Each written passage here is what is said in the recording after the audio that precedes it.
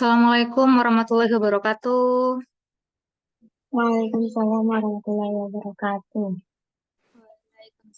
Mohon dihidupkan ya kameranya. Mau saya foto dulu.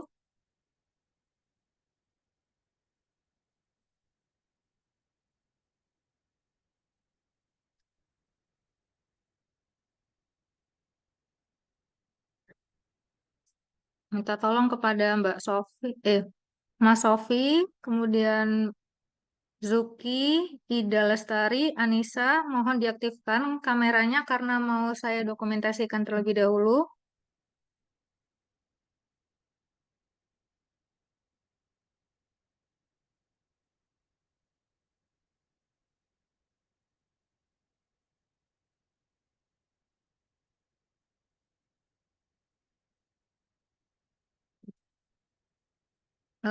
Kepada Mbak Amri dan juga Mbak Vita, silakan diaktifkan dulu Mbak kameranya sebentar.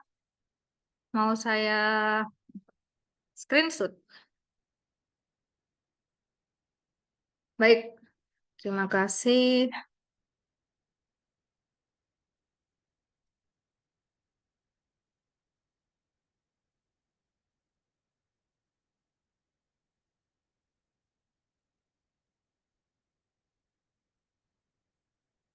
Oh ini ada kegiatan kah? Kok ada yang pakai baju pramuka?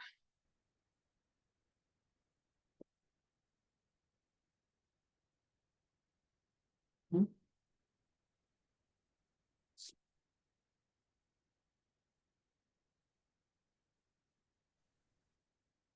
Oke, baik. Bagaimana kabarnya hari ini? Alhamdulillah baik Ibu. Alhamdulillah. Yang lain gimana? Sehat? Sehat. Alhamdulillah, Bu. Alhamdulillah, baik. Selama perkuliahan, saya ingin sekali teman-teman ini bisa mengaktifkan kamera semua, tetapi jika memang tidak bisa atau sinyalnya kurang stabil, boleh di-off-kan. Tapi nanti ketika saya minta menghidupkan kembali kameranya, mohon dihidupkan karena untuk sebagai bukti dokumentasi dan pelaporan dari Kemendikbud seperti itu. Baik, rekan-rekan mahasiswa, perkenalkan. Jadi saya mau izin share screen terlebih dahulu.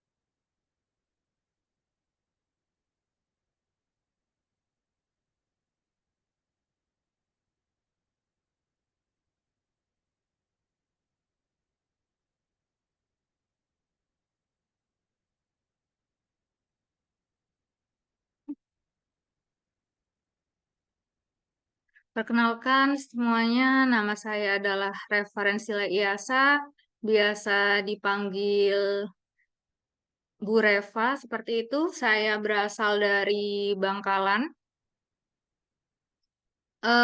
Madura, Jawa Timur. Ini adalah kesempatan pertama saya bisa berkolaborasi dengan SMP Muhammadiyah, maaf, Universitas Muhammadiyah Purworejo. Selama ini saya mengajar di SMP Negeri 1 Kuanyar, Bangkalan. Saya berasal dari S1 maupun S2-nya itu mengambil kuliah di Universitas Negeri Surabaya dan mengambil Prodi Pendidikan Sains. Saat ini Prodi Pendidikan Sains telah berubah dan berganti nama menjadi Pendidikan IPA. Kemudian saya juga telah lulus dari PPG Prajabatan di Universitas Negeri Yogyakarta. Kemudian tugas saya sebagai guru IPA dan juga wali kelas 7. Kemudian saya juga diberi kesempatan oleh kepala sekolah untuk mengembangkan inovasi sekolah sebagai pembina ekstrakurikuler Science Club dan juga sebagai guru penggerak Kabupaten Bangkalan. Dan di sini juga saya berkesempatan menjadi pendekar. Pendekar itu singkatan dari Penggerak Merdeka Belajar. Dan pendekar ini hanya adanya di Jawa Timur. Jadi pendekar belajar ini terpilih dari guru-guru penggerak yang telah menyelesaikan program kegiatannya, program belajarnya, sehingga oleh Balai Besar Guru Penggerak itu dipanggil kembali ke Jawa Timur dan dijadikan sebagai pendekar. Jadi pendekar ini ikonnya Jawa Timur seperti itu. Kemudian juga sebagai narasumber, di mana narasumber ini saya bertindak pernah menjadi pembicara dari kecamatan, kabupaten, Jawa Timur, dan juga pernah sampai nasional. Kemudian penghargaan sampai 1 tahun ini, saya bicara 1 tahun karena kalau tahun-tahun sebelumnya nanti panjang ceritanya. Nanti 2 jam cuma bahas penghargaan ini nanti. Jadi penghargaan yang dekat-dekat dan barusan saja saya dapatkan yaitu adalah beasiswa LPDP Mikrokredensial dari Harvard University, yaitu Digital for Teacher, di mana saya mendapat predikat with honor. Dan ini kalau di bahasa Indonesia kan seperti dengan pujian, seperti itu. Kemudian saya juga pernah juara 1 Lomba Video Inovasi Pembelajaran tahun 2023 kemarin pada hari jadi guru, Hari Guru Nasional seperti itu, oleh PGRI. Saya mau sepil kegiatan saya ya. Saya pernah foto, jadi saya juga narsis juga rekan-rekan mahasiswa. Saya pernah foto ini yang pertama dengan Prof. Nunu. Prof. Nunu ini salah satu GTK, Direktur GTK, Guru dan Tenaga Kependidikan dari Kemendikbud. Dan ini adalah Bapak Rahmidi. Bapak Rahmidi itu merupakan salah satu direktur guru Dikdas. Dikdas itu sendiri dibagi menjadi jenjang SD dan juga jenjang SMP. Ini kondisinya malam-malam, jam 10 malam, karena memang kegiatannya selesainya jam 10. Kemudian ini waktu saya mendapat penghargaan, jadi juara 1 Lomba Inovasi Video Inovasi Pembelajaran. Dan yang terakhir, saya pernah foto dengan Bapak Nadiem Makarim dan saya ada di belakang, ini tangan saya, meskipun saya nggak kelihatan. Seperti itu.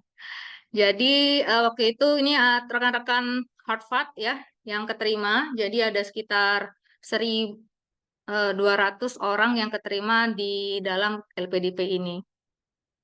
Baik rekan-rekan sekalian, untuk mempersingkat waktu, saya ingin rekan-rekan sekalian nanti bisa fokus ya. Ini adalah usulan kesepakatan kelas kita.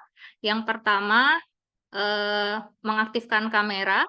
Jika memang tidak bisa atau sedang di jalan atau misalnya sedang ada kegiatan, kalau bisa sih tetap fokus dan kalau bisa juga harus men-on-kan kamera. Tetapi jika sinyalnya jelek atau sedang hujan atau mati lampu, saya persilakan untuk meng-off-kan kameranya. Dan rekan-rekan mahasiswa jangan lupa untuk mematikan mikrofonnya. Mikrofon bisa dihidupkan jika saya beri izin atau memang teman-teman sedang berdiskusi atau sedang melakukan kegiatan presentasi seperti itu. Jangan lupa teman-teman juga mengangkat tangan ya, mengangkat tangan, raise hand seperti itu jika ingin mengeluarkan pendapatnya atau mengeluarkan ide-idenya. Kemudian lagi teman-teman manfaatkan chat box, jadi ada obrolan bisa dimanfaatkan oleh teman-teman jika ingin bertanya atau ingin menyampaikan pendapat. Dan jangan lupa mencatat, saya sarankan teman-teman untuk mencatat karena apa? Karena saya di sini akan memberikan poin-poin pentingnya saja. Jadi detailnya akan saya jelaskan, jadi teman-teman bisa mencatat detailnya seperti apa, atau teman-teman saya juga beri kesempatan untuk sekarang juga untuk menyediakan kertas atau coretan atau buku, alat tulisnya juga, dan siap untuk menerima perkuliahan kali ini. Jadi intinya adalah jangan lupa mencatat. Kenapa saya bilang jangan lupa mencatat? Karena endingnya nanti teman-teman akan mengisi absensi, di mana nanti absensinya itu bisa dibilang ada uraian singkat tentang penjelasan yang telah saya lakukan. Dan yang terakhir adalah tepat waktu. Alhamdulillah teman-teman kali ini sudah banyak yang datang, alhamdulillah, dan banyak yang tepat waktu. Dan berhubungan tentang absen tadi, saya ingin sepil absennya dulu ya. Jadi nanti bentuk absennya seperti ini rekan-rekan, yang nanti akan saya bagikan di akhir perkuliahan.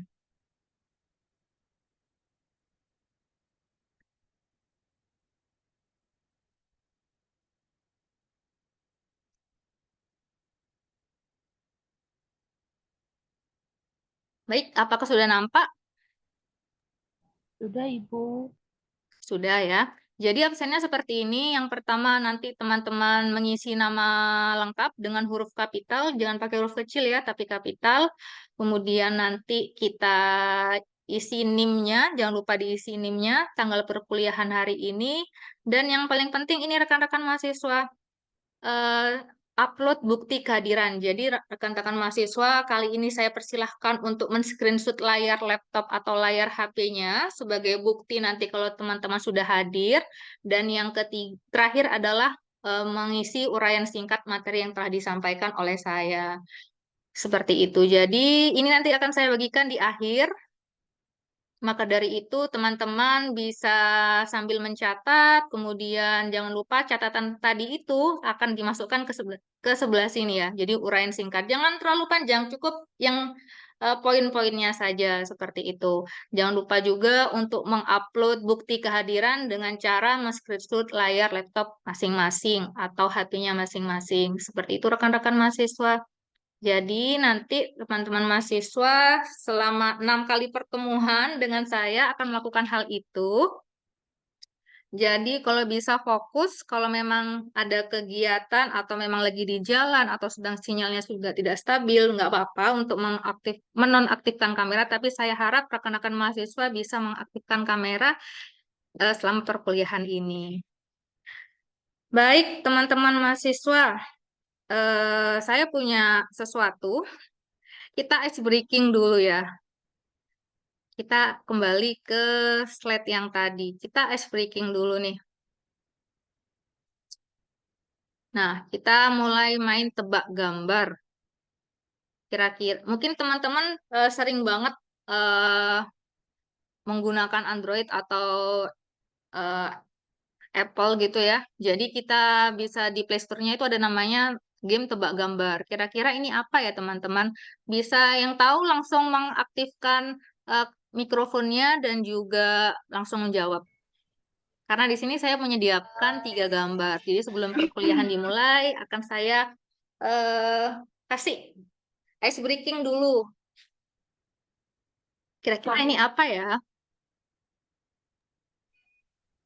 Makalah akuntansi, Bu. Gimana, Mbak Lutfi? Makalah akuntansi. Kurang tepat? Kurang tepat. Depannya, Mbak. Depannya apa? Ayo kita bareng-bareng berpikir ya. Ini ada 2 kata. Makalah. Yang kata pertama itu adalah tema depannya ma ya. Saya sepil ma. Bawahnya itu ya seperti itulah. Kira-kira itu apa ya? Silakan mungkin ada yang bisa atau saya ini aja deh biar lebih aktif. Saya sebut ya. Di sini ada siapa ya?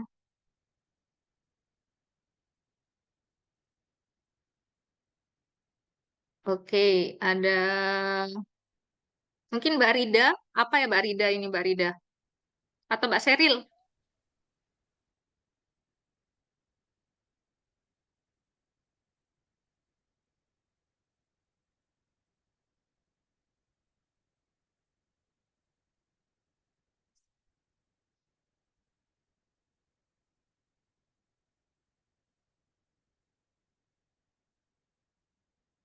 Mbak Anissa, bagaimana Mbak Anissa? Anissa Prilia. Ini apa ya? Karena saya punya 3 gambar nih. Kurang 2 lagi saya tampilkan.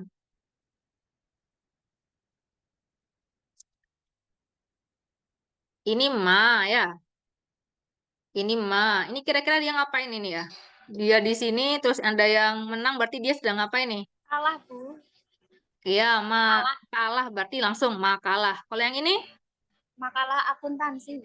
Nasib Mbak Lutfi. Makalah akuntansi itu kan? Makalah akuntansi. Lanjut sekarang ini.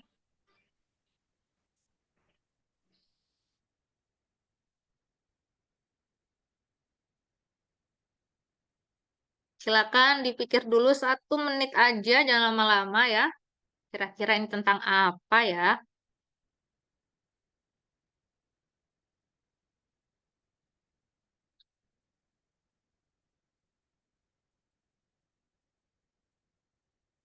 Ada yang bisa? Silakan Eh, dibuka. saya Bu, Oh ya, saya Mbak Bu. Lutfi. Mbak Lutfi. Oke, Itu silakan Mbak Lutfi. surat edaran asli penangkapan penjabat nakal. Pejabat, pejabat Nakal. nakal. Oke, kita lihat. Nakal. Mbak Lutfi ini sering banget main ini ya. Iya, jadi Iya surat Bu, udah edaran level asli berapa ya? udah apa? Wah, keren, keren, keren. Surat edaran asli penangkapan pejabat nakal. Baik. Lagi nih, ini buat laki-laki sebenarnya ya, fokusnya ke laki-laki. Tapi kalau yang perempuan bisa jawab ya alhamdulillah juga. Ini apa ya kira-kira? Ibu kasih waktu 1 menit dari sekarang.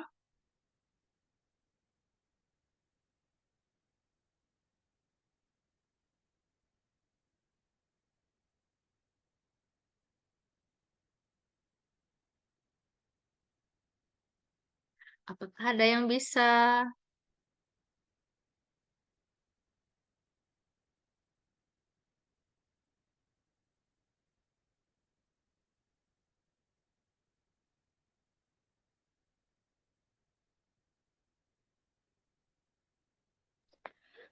Kadar ketampanan otomatis naik ketika beribadah, ya nggak, Bu? Wah, bener gak tuh? Iya, jadi nih kadar ketampanan wajah otomatis naik ketika beribadah. Jadi ya, yang bagi yang merasa laki-laki di sini ya, kalau pengen tambah ganteng, tambah tampan juga silakan beribadah biar auranya keluar semua apalagi setelah wudhu. Itu pasti Masya Allah sekali ya. Baik teman-teman mahasiswa, kita masuk ke inti kita kali ini. Sebelum itu saya punya pantun ini teman-teman mahasiswa. Naik kapal ke Labuan Bajo. Siang menjelang sore mataharinya masih hangat. Selamat siang, mahasiswa PGSD Universitas Muhammadiyah Purworejo. Mari kita dengarkan materi dari saya dengan semangat. Oke, jadi materi kita yang akan kita bahas kali ini adalah tentang miskonsepsi IPA dan cara juga mengatasinya. Baik, rekan-rekan mahasiswa di sini, kalau nggak salah ini S1 PGSD benar bukan? Benar, Bu. Oke, kelasnya kelas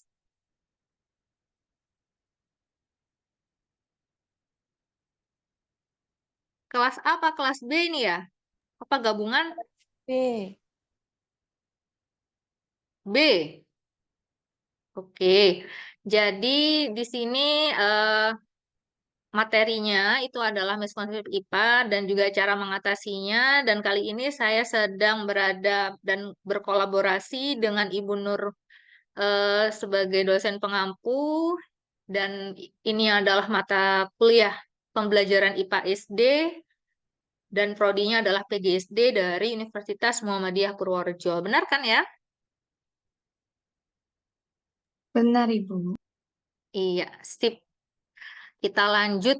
Apa sih miskonsepsi itu? Jadi, teman-teman mahasiswa, ini adalah tujuan atau indikator pembelajaran yang nantinya, wah ini ada salah ini saya. M ini ya, harusnya N ya. Indikator pembelajaran. Jadi nanti saya harap rekan-rekan mahasiswa setelah Assalamualaikum belajar Kak Rifa, mohon dengan maaf saya. baru bisa gabung nggih saya. Nggih, Bu. Nggih, ada apa, Ibu? Terima Monggo kasih, Ibu, sudah dilanjutkan hadir. kembali Kak Rifa nggih. Ya, makasih, Bu Nur. Sama-sama Bu. Iya, jadi nanti rekan-rekan mahasiswa setelah perkuliahan ini selesai, saya harap rekan-rekan mahasiswa itu mampu menjelaskan pengertian dari miskonsepsi, kemudian mengidentifikasi miskonsepsi IPA, Kemudian yang ketiga, mengidentifikasi penyebab adanya miskonsepsi IPA. Yang keempat, merumuskan cara mengungkapkan miskonsepsi belajar IPA. Dan yang kelima adalah menemukan cara mengatasi miskonsepsi itu sendiri. Jadi nanti rekan-rekan mahasiswa, saya sepil nih kegiatan kita hari ini. Kegiatan yang pertama adalah mendengarkan dulu hal-hal yang penting. Teman-teman mahasiswa bisa menulis hal-hal yang penting itu di buku atau catatan masing-masing. Karena yang saya tampilkan di sini hanya poin-poinnya saja. Yang kedua, nanti kita akan buat grup ya. Kita akan buat grup, kita akan melakukan kegiatan diskusi di BOR. Jadi di BOR ini nanti ada sekitar 4-3 orang mahasiswa, di mana saya telah memplotkan, maksud saya sudah saya bagi. Nanti tinggal teman-teman bisa masuk ke kegiatan BOR itu masing-masing. Setelah itu nanti presentasi singkat selama 5 menit. Setelah presentasi singkat nanti teman-teman akan melakukan kegiatan mengerjakan kuis sedikit aja, mungkin 5 menit juga. Kemudian nanti kesimpulan, setelah kesimpulan baru penutup, seperti itu.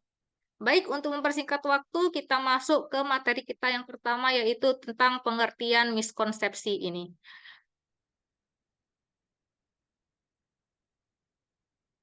Jadi rekan-rekan mahasiswa, miskonsepsi atau yang biasa dikenal dengan kesalahpahaman atau konsep yang keliru atau bisa dibilang miskomunikasi juga bisa ini ya. Itu adalah salah satu pemahaman seseorang terhadap suatu konsep yang tidak sesuai dengan pemahaman yang diterima secara ilmiah dan juga logis. Jadi pemahaman ini biasanya itu terbentuk berdasarkan pengalaman pribadi, pemikiran logis yang keliru, udah mikir dia tapi ternyata dia keliru, kemudian informasi yang salah atau bisa dapat hoak-hoak dari berita-berita atau apapun itu, kemudian dimasukkan dalam pemahaman mereka, dan ternyata miskonsepsi ini bisa terjadi pada siapa saja, bisa saya, bisa siswa, bisa guru, bahkan para ahli sekalipun, seperti itu. Bisa dosen juga, mahasiswa juga, siapapun juga bisa mengalami miskonsepsi ini. Maka dari itu nanti saya minta teman-teman mahasiswa ketika studi kasus bisa sambil sharing dan juga bisa membuka buku ketika di SD mungkin, ketika di SMP atau di SMA atau bahkan buku kuliah bisa cari di jurnal juga. Nanti gimana sih, apakah benar topik yang nanti dibahas ini sesuai dengan konsep atau tidak, seperti itu. Kemudian yang kedua, jadi faktor-faktor penyebab miskonsepsi.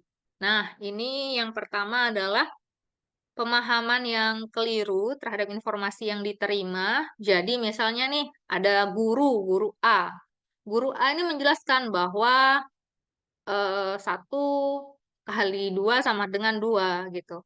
Tetapi ternyata yang diterima oleh siswa itu bukan 2, malah kan 3 misalnya seperti itu. Jadi pemahaman dari guru maupun pemahaman dari siswa itu bisa dianggap bagi siswa itu keyakinan mereka. Karena apa? Karena pemahamannya itu keliru seperti itu.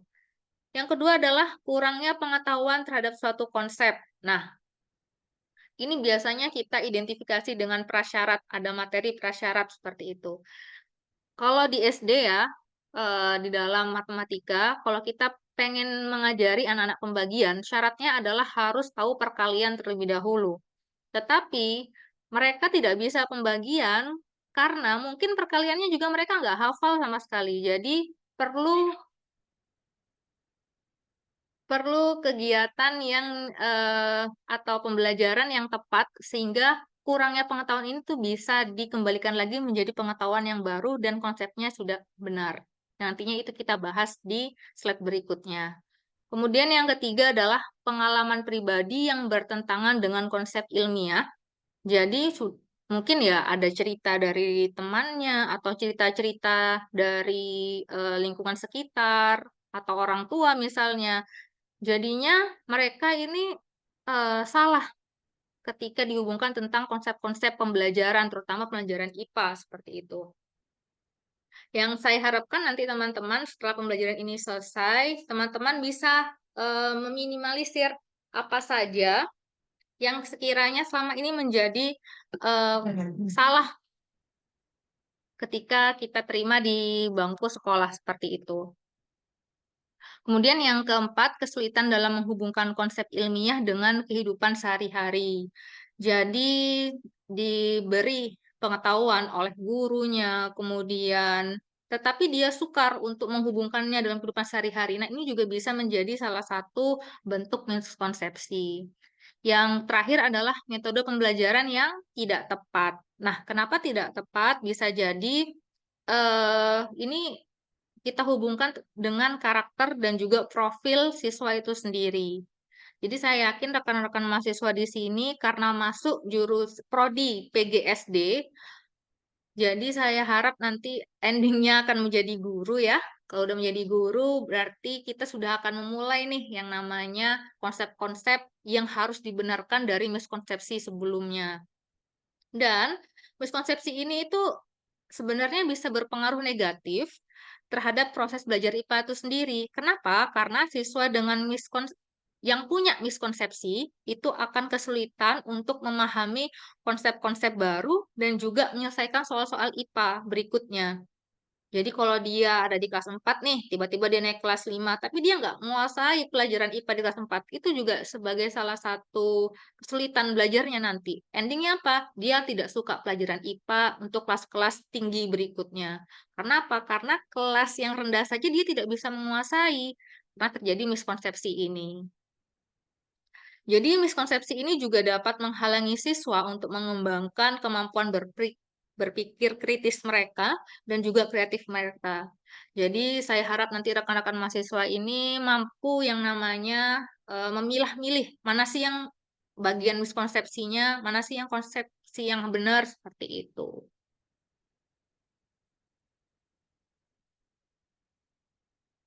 Oke, slide berikutnya. Jadi contoh-contoh miskonsepsi di masyarakat ini kita belum masuk ke pembelajaran IPA ya, kita hanya konsep yang sering terdengar di masyarakat.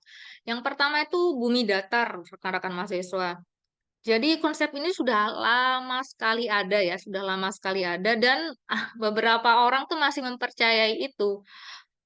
Padahal bumi itu bentuknya adalah bulat tepat, di mana sudah dibuktikan dengan berbagai cara seperti observasi ya. Observasi, kemudian observasinya itu dari luar angkasa. Kemudian juga dengan cara mengukur keliling dari bumi itu sendiri. Jadi memang sudah ada eh, caranya juga dan sudah kita ketahui bersama. Cuman masih masyarakat masih beranggapan bumi itu datar. Yang kedua adalah vaksin itu menyebabkan autisme. Imunisasi, vaksin, seperti itu ya. Bahwa sebenarnya miskonsepsi ini nih masih banyak dan sering saya tahu, apalagi kalau sudah bicara tentang sosial media ya. Teman-teman saya itu ada yang melek tentang teknologi, ada juga yang belum. Nah, yang belum ini beranggapan bahwa vaksin ini bisa menyebabkan autis, bisa menyebabkan sakit seperti itu. Nah, padahal secara ilmiah nih, secara ilmiahnya nih ya, bahwa vaksin itu aman dan efektif dalam mencegah penyakit menular. Tetapi memang ada efek sampingnya, seperti kalau kita imunisasi BCG, itu dia akan ada gelembungnya, bukan gelembung ya, kayak udun gitu ya, yang ada di sini di sebelah lengannya bayi seperti itu adalah efek sampingnya. Kemudian ada lagi petir itu menyambar benda yang tinggi.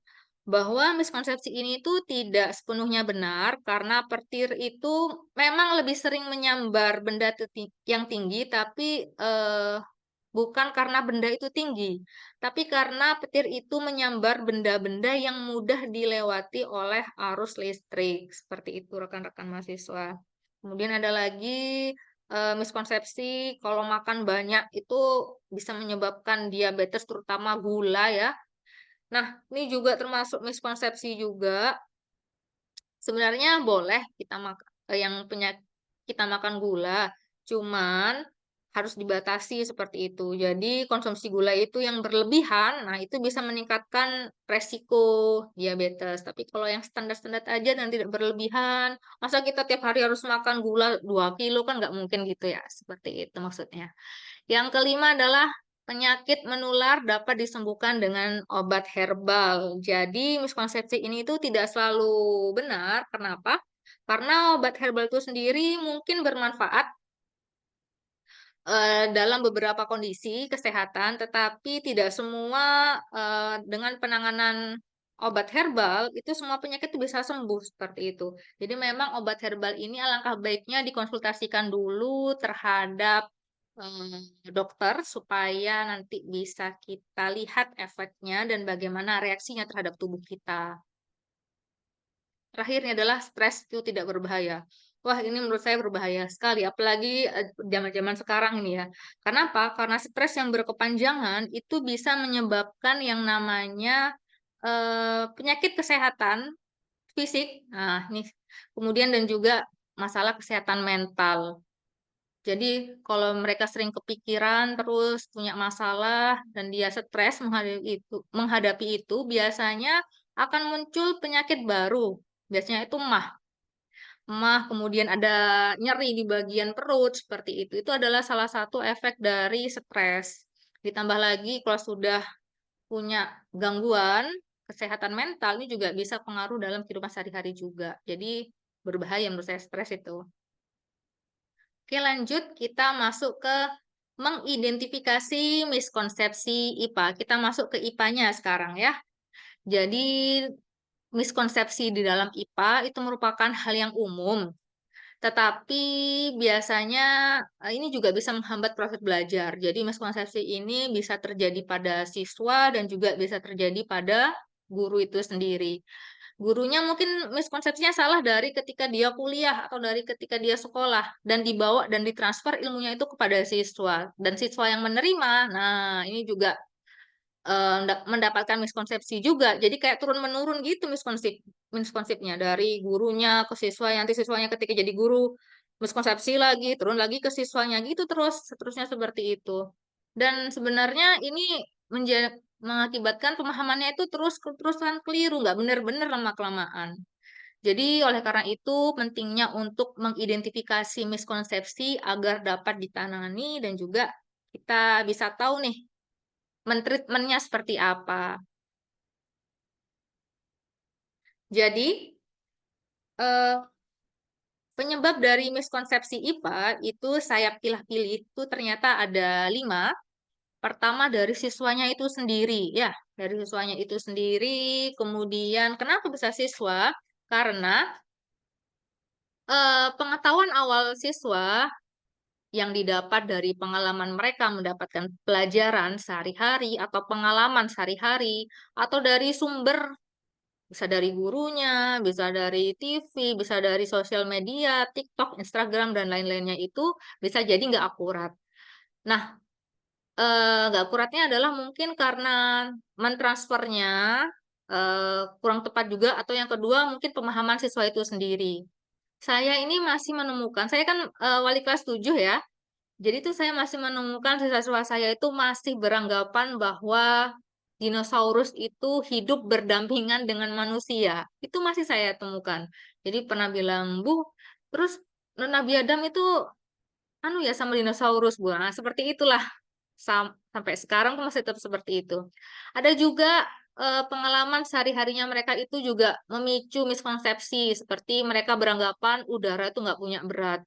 Kan udara nggak punya berat, Bu. Ini aja buktinya nggak ada beratnya sama sekali. Seperti itu.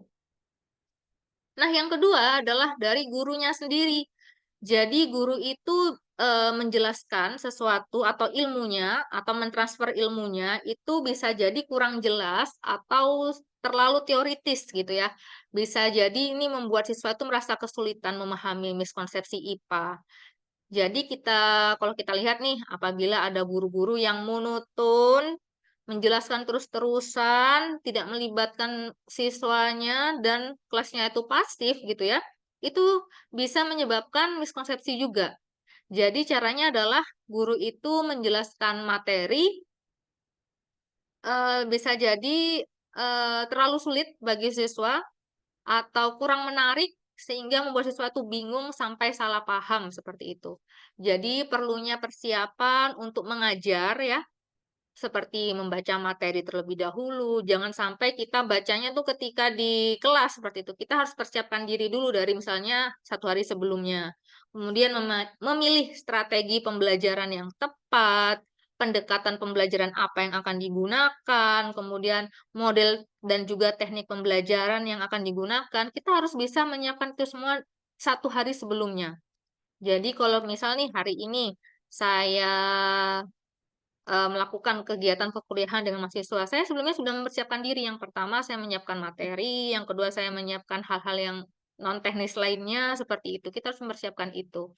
Kemudian kita pilih strategi apa yang tepat, pendekatan apa yang tepat, seperti itu juga. Yang ketiga adalah bahan ajar, ya. Jadi ada bahan ajar di sini yang nomor 3.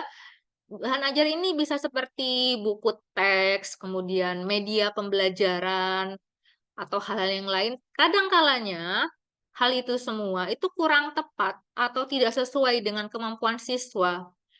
Kenapa? Karena ini juga bisa menjadi miskonsepsi.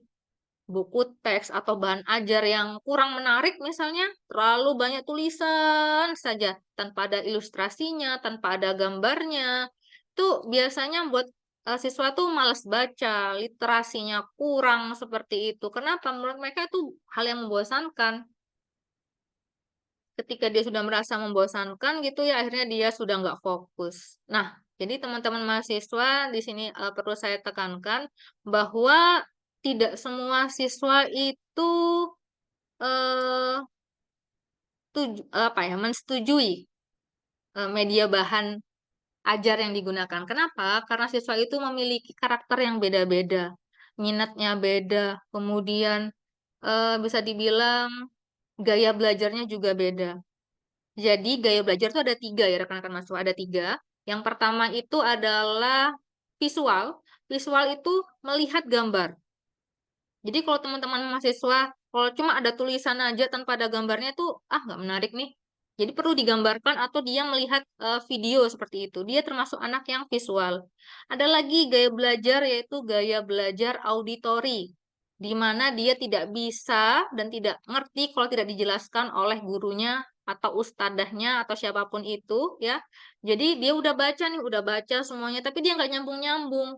Nyambungnya gimana? Kalau dijelaskan oleh temannya, dijelaskan gurunya, dijelaskan dosennya, seperti itu. Itu adalah anak auditori.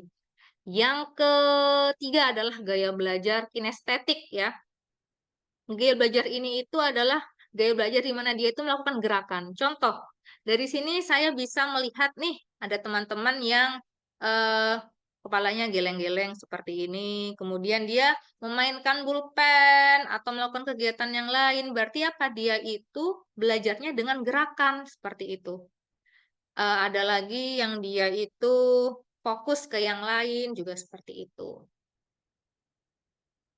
Jadi intinya kalau anak-anak dengan gaya belajar kinestetik ini bisa dilihat ya dengan ketika di kelas itu ya bisa kita lihat sendiri. Mungkin kalian juga bisa mengidentifikasi teman-teman kalian ya. Apabila ada teman-teman kalian yang tiba-tiba mudah bosan gitu, tiba-tiba dia menggerakkan badannya, dia itu ya memang gaya belajarnya seperti itu. Dia dengan gerakan. Dia kalau nggak gerak, dia cuma diem aja gitu, dia nggak bisa masuk pelajarannya. Seperti itu. Kemudian kita juga harus tahu ya bahwa kenapa kita harus bisa memilih dan harus tahu karakter siswa tersebut karena ini ada hubungannya dengan pembelajaran berdiferensiasi yang saat ini menjadi pembelajaran yang sedang viral digunakan oleh guru-guru saat ini. Berdiferensiasi, diferen artinya berbeda. Jadi anak yang bergaya belajar auditori, anak bergaya belajar visual, anak belajar kinestetik, itu kita bisa membedakan kontennya, prosesnya, dan juga produk yang dihasilkan oleh mereka. Itu yang nanti kita tekankan ketika pada pembelajaran berdiferensiasi. Mungkin teman-teman sudah dapat tentang pembelajaran berdiferensiasi ini. Kalau memang belum, semoga aja dapat gitu ya. Yang keempat adalah metode pembelajaran. Jadi pembelajaran yang hanya mengandalkan hafalan aja ya, hafalan terus kemudian kurang melibatkan siswa untuk aktif, kemudian ini juga bisa sih menyebabkan yang namanya miskonsepsi itu sendiri.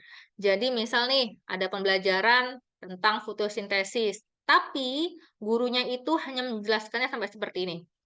Jadi dia bilang bahwa proses pembuatan makanan itu oleh tumbuhan, titik gitu ya, tanpa menjelaskan bagaimana prosesnya, kemudian bagaimana kelanjutannya.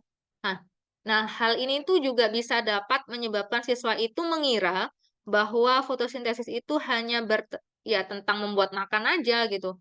Oh, berarti fotosintesis itu buat makan tok gitu katanya. Padahal bukan seperti itu, ada proses-proses yang lain yang terlibat di sana. Padahal ada juga yang namanya, proses kompleks kimianya, kemudian ada juga melibatkan reaksi kimia, hasilnya juga bukan hanya makanan saja, tapi ada yang lain. Kemudian ada juga nih guru-guru yang hanya dia itu berbicara di depan kelas selama 45 menit gitu, yang ngomong terus gitu, bercerita tentang, pengalamannya, kemudian pembelajarannya juga. Yang mengenai fotosintesis ini tanpa melibatkan siswa dalam kegiatan apapun. Dia cuma suruh nulis seperti itu atau apa. Jadi hal ini tuh juga menyebabkan yang namanya siswa itu bosan dan tidak fokus sehingga mereka itu tidak memahami konsep fotosintesis dengan baik. Jadi saya harapkan teman-teman mahasiswa itu bisa fokus juga. Nanti setelah ini kita ice breaking lagi seperti yang tadi ya, biar teman-teman fokus kembali untuk menghadapi studi kasus. Dan terakhir adalah kosakata ilmiah. Jadi kadang-kadang itu menggunakan istilah-istilah rumit di dalam IPA yang bisa membuat siswa itu bingung dan sampai berujung yang namanya miskonsepsi. Contoh nih, contoh Oriza sativa. Oriza sativa ini kalau kita tahu apa ya teman-teman? Ada yang tahu nggak itu nama ilmiahnya apa? Oriza sativa. Padi. Iya, padi. Jadi kalau untuk anak-anak SD, istilah-istilah ilmiah itu eh, mungkin bisa diutarakan, tetapi mungkin kita sering aja menggunakan kata-kata padi seperti itu. Kalau udah mungkin udah masuk SMP ya, udah masuk SMP itu kita sudah mengenalnya karena ada yang namanya klasifikasi dengan menggunakan nama seperti itu. Oke, kita lanjut. Jadi kita masuk ke bagaimana cara mengungkapkan miskonsepsi dalam belajar IPA itu sendiri. Yang pertama adalah melakukan tes awal ya. Tes awal itu apa sih, Bu? Jadi tes awal ini adalah tes diagnostik. Ingat-ingat ya, tes diagnostik. Jadi tes diagnostik ini tes yang diberikan bisa berupa pilihan ganda, bisa berupa uraian, juga bisa gambar dengan gambar seperti itu di mana kita mengetahui bagaimana siswa ini memahami belajar IPA itu sendiri. Jadi nih, misal ya, misal kelas 4 naik ke kelas 5 seperti itu. Nah, guru kelas 5 itu nggak tahu anak ini nih miskonsepsinya sebelah mana. Makanya diberikan soal di kelas 4, ya jadi soalnya itu adalah soal kelas 4 ditaruh di awal pembelajaran. Jadi biasanya ini dilakukan di semester awal ya untuk mengetahui bagaimana kemampuan mereka dan ini disebut dengan tes diagnostik kognitif. Jadi tes diagnostik itu ada dua, kognitif sama non kognitif. Kalau yang kognitif itu tentang mengetahui pengetahuan mereka selama ini tentang IPA misalnya atau tentang materi-materi yang lain. Yang kedua adalah tes non-diagnostik untuk mengetahui karakter siswa, minatnya apa, hobinya apa, gaya belajarnya apa, yang nanti kita sesuaikan dengan pembelajaran ketika di kelas, seperti itu. Setelah melakukan tes awal gitu kan, akhirnya kita masuk ke mengamati aktivitas siswa. Jadi kalau pengen tahu siswa itu miskonsepsi atau tidak ya, kita bisa lihat dari perilaku mereka sehari-hari. Misal nih, dia itu kita sedang mengajar ya, kita sedang mengajar, tiba-tiba dia cuma bengong aja. Biasanya kalau siswa yang mengerti dia cuma angguk-angguk, "Oh iya Bu," atau dia langsung mencatat seperti itu. Tapi enggak, dia cuma bengong gitu, nggak tahu dia melihat gurunya apakah pemikirannya dia nyampe ke sana atau tidak, seperti itu.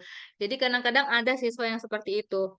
Dan itu bisa kita lihat. Jadi anak yang bingung, anak yang merasa kesulitan belajar gitu, kita bisa lihat.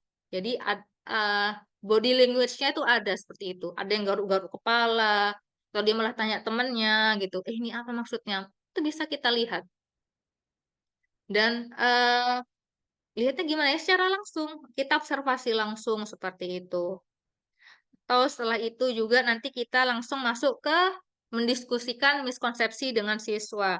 Jadi setelah kita lihat nih perilaku mereka sehari-harinya kayak gimana, akhirnya kita masuk ke diskusi. Kita tanyakan kepada mereka, kamu tuh nggak taunya sebelah mana. Ya tanya baik-baik gitu ya, tanya baik-baik. Kemudian kita harus menciptakan suasana yang nyaman bagi mereka. Jangan sampai mereka takut untuk mengutarakan isi pemikiran mereka. Kadang-kala kita gini, eee, "Kamu nggak tahu sebelah mana?" "Nggak tahu sebelah yang ini, Bu." "Alah, gitu Mas aja nggak tahu." Nah, kadang-kadang itu yang membuat siswa itu enggan untuk terbuka untuk pada kita. Padahal kalau kita menjadi guru yang friendly, guru yang, disukai oleh siswa, kita harus bisa mendekati mereka dengan berbagai cara, seperti itu. Jadi kita perlu mendiskusikan, kemudian nanti kita juga bisa membantu siswa mana hal yang selama ini mereka berpikiran itu adalah benar, tapi ternyata kurang tepat, seperti itu. Kemudian yang keempat nih, kita menggunakan media pembelajaran. Kita tahu nih, ternyata dia ini ada miskonsepsinya. Kita bantu dengan menggunakan media pembelajaran. Misal nih, karena misal kita mendapat sekolah yang kurang sarana prasarananya. Jadi alat peraganya nggak ada, kemudian proyektornya juga nggak ada, kita nggak bisa menampilkan foto, video, dan lain-lain. Kita gunakan saja yang mungkin kita bisa melihatkan di HP kita, terus kita tampilkan kepada siswa, "Ini loh," misalnya ya, ini HP gitu ya, "Ini loh Nak, apa namanya, materinya tentang ini," gitu. Jadi kita bisa tampilkan kepada mereka, kalau memang di sekolahnya tidak tersedia sarana prasarana. Ingat teman-teman mahasiswa, guru IPA itu adalah guru yang kreatif. Apabila tidak ada alat peraga di sekolah, kita menggunakan alat peraga yang dalam kehidupan sehari-hari. Tidak ada gelas kimia, kita pakai gelas aqua, seperti itu. Jadi, kita bisa menggunakan media pembelajaran itu yang membuat siswa itu tertarik ya. Kalau misalnya dia nggak pernah diajari dengan cara menggunakan PowerPoint, kita gunakan PowerPoint. Atau biasanya dia mungkin setiap hari menggunakan buku, kita pakai animasi atau model gitu. Atau kita melakukan simulasi, kita melakukan demonstrasi di depan kelas, seperti itu. Kemudian yang kelima adalah memberikan tugas praktikum. Jadi bukan hanya tentang soal. Saya tahu sekali IPA di SD itu paling banyak sekali itu tentang hafalan semua. Padahal ada juga kegiatan praktikum seperti pertumbuhan dan perkembangan. Kita bisa memanfaatkan yang namanya biji kacang hijau dan kita bisa melihat pertumbuhan dan perkembangannya mereka gitu ya. Jadi kita bisa berikan tugas praktikum di rumah misalnya, tugas proyek seperti itu sehingga mereka bisa terbuka yang namanya untuk belajar menjadi sains sejak dini seperti itu. Kemudian kita sesuaikan juga dengan konsep IPA yang ada saat ini. Kita masuk ke yang keenam, yaitu melakukan penilaian yang berkelanjutan. Jadi penilaian itu ada 3 ya. Penilaian asesmen. Jadi penilaian itu asesmen juga, asesmen diagnostik yang sudah saya jelaskan tadi. Yang kedua adalah penilaian sumatif, dan yang ketiga adalah yang formatif. Kalau yang sumatif ini seperti ulangan harian, PTS, kemudian mengerjakan LKS gitu ya, kemudian UAS. Nah, kalau yang formatif itu adalah penilaian ketika proses pembelajaran itu berlangsung. Kita menilai mereka secara berkelanjutan. Jangan hari ini nilai, besok enggak, hari ini nilai, besok enggak, seperti itu. Harus kita nilai prosesnya, apakah dia sudah matang apa belum, seperti itu. Apakah dia sudah mampu atau tidak. Kemudian yang ketujuh adalah berkolaborasi dengan orang tua siswa. Kita bisa memanfaatkan WhatsApp atau kita bisa home visit seperti itu. Kita tanyakan, "Bu, Pak, anaknya itu ternyata selama ini miskonsepsinya di sebelah sini. Ayo kita bantu bersama-sama, saya didiknya di sekolah, saya pengen didiknya di rumah." Seperti itu teman-teman mahasiswa. Kemudian jadi perlu yang ada namanya komunikasi kita dengan orang tua supaya siswa ini punya masa depan yang bagus seperti itu.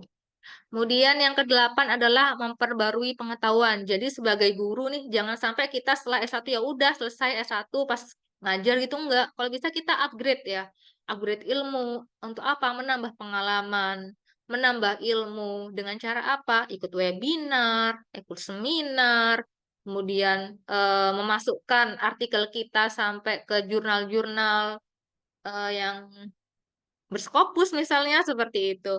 Atau juga dengan cara mengikuti pelatihan, seperti mengikuti pelatihan guru penggerak, mengikuti yang namanya PPG. Jadi kita harus upgrade ilmu supaya apa? Ilmu kita yang kita dapat ketika S1 itu berkembang, berkembang, dan terus berkembang.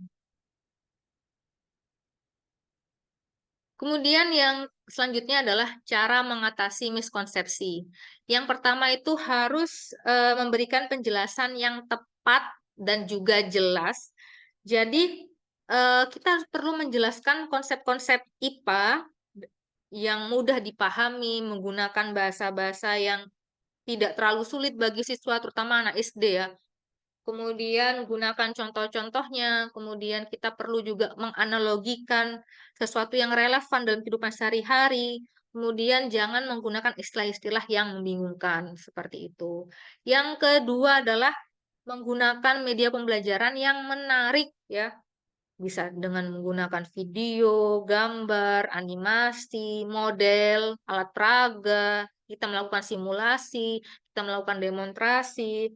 Jadi, media pembelajaran ini tentunya kalau menarik, itu membuat motivasi mereka meningkat ketika belajar dan mereka semakin yakin, oh media belajarnya bagus nih, yang dijelaskan guru juga bagus nih. Akhirnya berkuranglah miskonsepsi yang ada seperti itu. Yang ketiga, memberikan kesempatan kepada siswa untuk belajar secara aktif. Ya, jadi belajar secara aktif ini seperti melibatkan siswa dalam proses pembelajaran, terutama pelajaran IPA ya, kemudian memberikan tugas, baik itu proyek, kemudian diskusi berkelompok, kemudian presentasi, yang sekiranya bisa meningkatkan keterampilan mereka, bukan tentang kognitif saja, tapi tentang soft skill-nya juga ya. Kemudian mendorong siswa untuk berpikir kritis, kemudian aktif untuk bertanya, berdiskusi, dan lain-lain seperti itu. Kemudian memberikan umpan balik yang konstruktif gitu. Jadi, eh selama saya mengajar itu awal-awalnya sebelum saya mengikuti guru penggerak ya, saya itu selalu menjudge mereka seperti gini, "Masa gitu aja nggak bisa?" Kayak gitu tuh. Jadi hal kayak gitu tuh yang menurut saya tuh remeh ternyata berdampak juga bagi siswa. Jadi ketika kita mengajar nantinya, kita perlu memberikan umpan balik. Contoh seperti ini, ada anak yang dia mengerjakan soal, ternyata soalnya itu cuman benarnya setengah seperti ya. Sisanya tuh kurang tepat dan kurang detail seperti itu. Kita bilangnya seperti ini, "Wah, kamu sudah berusaha ya, sudah seperti ini. Terima kasih kamu sudah mengerjakan dengan baik. Tapi alangkah baiknya jika kamu memperbaiki lagi dan membaca literatur yang ada supaya kamu bisa menjawabnya dengan maksimal." Seperti itu. Itu disebut dengan umpan balik konstruktif, yaitu umpan balik yang membangun, saran yang membangun untuk mereka belajar lebih baik lagi. Kemudian yang kelima yaitu memperbarui pengetahuan, seperti tadi udah saya jelaskan, kita perlu mengupgrade diri, jangan sampai kita menjadi guru yang itu-itu saja. Setelah lulus S1 ya pelajarannya kuliah dibawa terus. Enggak, kenapa? Karena kurikulum itu dan peraturan itu berubah-ubah. Dari kurikulum yang lama sampai sekarang itu udah berubah berapa kali, udah banyak sekali. Jadi kita perlu mengupgrade diri, kita perlu yang namanya melakukan belajar, belajar, dan belajar supaya miskonsepsi yang ada itu segera hilang seperti itu.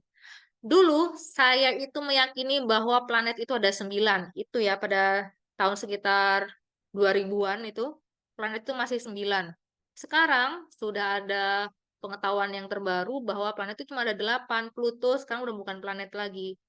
Pada zaman dulu juga itu ketika kemarau itu ya ada bulan-bulannya, bulan ini sampai bulan ini. Sekarang enggak, kemarau sepertinya setiap hari. Hujan juga, musim hujan tuh ada bulan-bulannya seperti itu. Sekarang enggak, tiba-tiba hujan. Nah, itu adalah salah satu bentuk pengetahuan yang selalu upgrade seperti itu. Kemudian kita masuk ke tips mengatasi miskonsepsi. Yang pertama adalah observasi ya, melihat aktivitas mereka, perilaku mereka. Setelah itu kita lakukan wawancara. Nah, wawancaranya itu ditanyakan secara face to face atau berkelompok atau sekelas gitu ya. Kita bisa tanyakan, kita ajukan pertanyaan terbuka. Kalau terbuka itu ya seperti bagaimana, mengapa, seperti itu. Kalau yang tertutup itu pertanyaan kayak apakah kamu sudah? Nah, apakah kamu belum? Nah, itu bisa termasuk pertanyaan yang tertutup. Kemudian gunakan tes diagnostik tadi. Jadi setelah observasi, kemudian kita wawancara, kita melakukan tes diagnostik. Endingnya adalah kita ke nomor 2. Setelah kita tahu nih tes diagnostiknya apa, tes awalnya apa, kita masuk ke menganalisis hasil belajarnya mereka. Kita lihat nih hasil dari tes diagnostiknya seperti apa, kemudian kita bisa mengetahui treatment apa yang bagus, usaha apa yang bagus, pembelajaran apa yang bagus untuk mereka ini. Kemudian periksa juga hasil-hasil mereka ulangan, hasil ujian, hasil tugas. Kemudian kita juga bisa menggunakan rubrik penilaian yang berfokus untuk mengidentifikasi miskonsepsi. Biasanya sih rubrik ini itu dapat membantu guru juga untuk menilai gambaran jawaban siswa itu seperti apa. Kemudian kita juga melakukan analisis diskusi di kelas seperti itu. Kemudian yang ketiga adalah gunakan sumber daya yang tersedia, misalnya seperti memanfaatkan penelitian, kemudian gunakan buku teks ajar, materi ajar, kemudian kita bisa memanfaatkan YouTube seperti itu. Apa saja yang bisa menjadi sumber belajar, kita gunakan secara maksimal. Sesuaikan dengan fasilitas sekolah yang ada, seperti itu. Yang keempat, berkolaborasi dengan guru lain. Misal nih, karena ini adalah PGSD, berarti endingnya akan menjadi wali kelas dan akan mengajar di kelas-kelas tertentu. Kita bisa berkolaborasi loh dengan guru di kelas-kelas yang lain. Misal nih, teman-teman itu ngajar di kelas 5. Dan sebelumnya, teman-teman tuh harus berdiskusi dulu sama guru kelas 4. Selama ini itu yang bermasalah siapa, yang sering melakukan miskonsepsi siapa, seperti itu. Kita perlu diskusi. Kemudian berbagi informasi juga ya. Endingnya adalah kita bisa mengembangkan bahan ajar, metode ajar, teknik pembelajaran, strategi pembelajaran, seperti itu. Kemudian yang kelima adalah melibatkan siswa dalam proses identifikasi miskonsepsi itu sendiri. Jadi minta siswa untuk membuat mind mapping atau peta konsep gitu ya. Biasanya kalau peta konsep itu mudah dipahami, maka dari itu mereka membuat mind mapping sendiri dengan pemikirannya mereka seperti itu. Kemudian mendorong siswa untuk saling belajar dan juga menjelaskan konsep-konsep IPA kepada teman-temannya. Seperti misalnya nih ada teman yang pintar gitu ya. Nih, teman yang pintar ini bisa menjelaskan kepada teman-teman yang lain. Itu disebut dengan teacher fellow. Kemudian gunakan teknik pembelajaran yang kooperatif. Kooperatif itu seperti kerjasama, kemudian berkelompok, menyelesaikan masalah, menemukan jawaban dari permasalahannya. Itu namanya kooperatif. Lanjut sekarang, melibatkan siswa dalam mengatasi miskonsepsi. Jadi, mengidentifikasi miskonsepsi IPA itu adalah proses yang berkelanjutan ya. Dengan menggunakan berbagai metode dan strategi, biasanya itu guru dan siswa itu dapat bekerja sama untuk menciptakan lingkungan belajar yang lebih efektif. Endingnya adalah siswa itu mudah paham, bisa mencapai indikator pembelajaran, bisa mencapai tujuan pembelajaran yang lebih baik, kemudian juga memahami konsep-konsep IPA dengan baik seperti itu. Kita perlu melibatkan siswa juga untuk mengatasi miskonsepsinya sendiri. Pertama adalah identifikasi dulu konsepsi yang telah dimiliki oleh siswa, kemudian berikan penjelasan yang jelas dan mudah dipahami tentang konsep yang benar. Kemudian kita juga bisa gunakan contoh-contoh yang konkret dan juga relevan dengan kehidupan sehari-hari. Lalu melibatkan siswa dalam kegiatan belajar yang aktif dan juga mereka perlu berpartisipasi di sana. Dan yang kelima adalah memberikan kesempatan kepada siswa untuk bertanya dan juga berdiskusi. Jadi, miskonsepsi ini bisa kita selesaikan bersama-sama dengan siswa dengan melakukan kelima kegiatan ini, sehingga nanti miskonsepsinya bisa hilang dan menjadi konsep yang benar. Seperti itu, rekan-rekan mahasiswa. Jadi, miskonsepsi ini bisa dibilang itu tantangan yang harus dihadapi dalam pembelajaran, terutama pembelajaran IPA ya. Namun, perlu dengan penanganan yang tepat, sehingga nanti miskonsepsi ini dapat diubah menjadi peluang, dari tantangan menjadi peluang gitu ya. Sehingga nantinya kita bisa meningkatkan motivasi mereka untuk belajar, meningkatkan pemahaman mereka yang berhubungan tentang IPA itu sendiri. Seperti itu, teman-teman mahasiswa. Nah, sebelum kita masuk ke studi kasus nih, saya punya pantun lagi. Pantun terus. Jadi gini, ke Purworejo lewat Bekasi. Naik kereta supaya dapat kursi. Jangan ragu untuk bertanya dan berdiskusi. Saya siap untuk menjawab dengan senang hati. Silakan teman-teman mahasiswa, mungkin ada pertanyaan sebelum kita masuk ke studi kasus. Silakan open mic atau raise hand tentang apa yang mungkin telah saya sampaikan. Mungkin ada yang ingin ditanyakan oleh mahasiswa-mahasiswa yang lain. Silakan.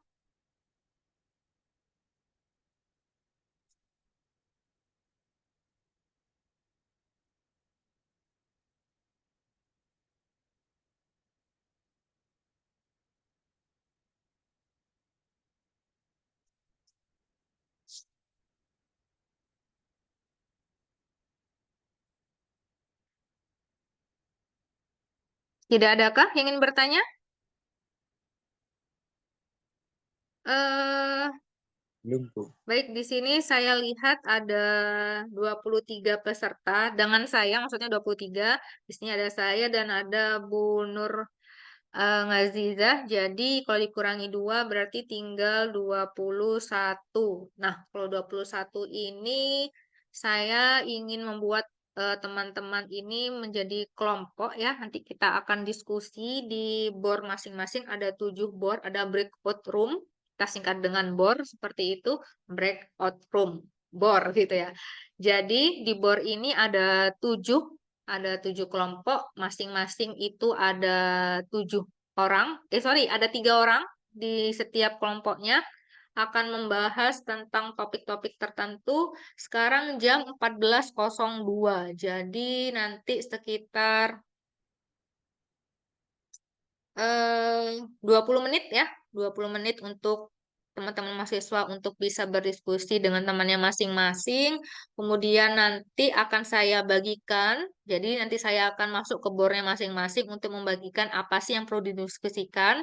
Selain itu, nanti teman-teman mahasiswa bisa menyampaikan secara lisan ataupun dengan, kalau bisa sih dengan laptop atau menggunakan slideshow gitu ya, biar bisa ditampilkan pada teman-teman mahasiswa di sini. Setiap topiknya itu cukup dibahas 5 menit, jadi karena ada 7 kelompok berarti ada 35 menit untuk presentasi, setelah itu nanti kita masuk ke kesimpulan ya, seperti itu. Baik rekan-rekan, wah malah hilang 2 ini. Oh, hilang 3 sekarang.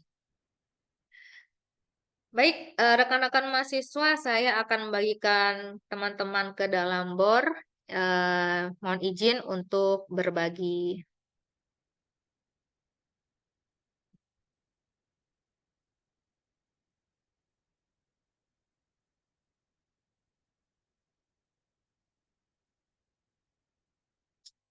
Hmm, untuk kelompok 1 ada Mas Adi, kemudian ada Mbak Anissa dan Anissa Larasati.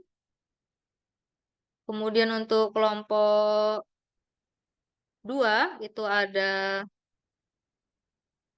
Ari Fiska, Erni dan Ferry.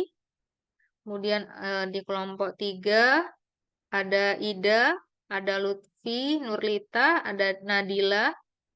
Kemudian kelompok 4 ada, uh, untung saja Bu Nur nggak saya masukkan ini. Ada Rida, ada Rizky, ada Siwi.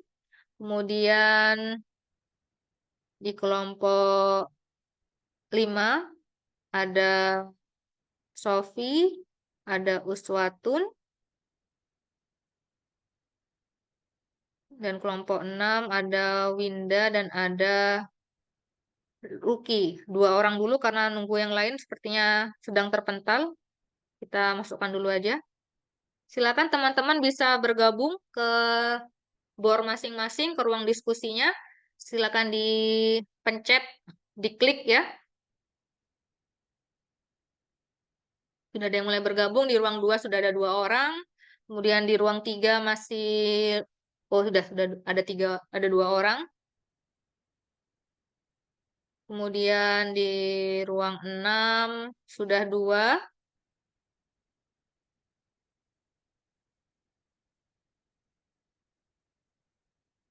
Silakan kepada Mas Ferry. Belum dimasukkan Mas Ferry?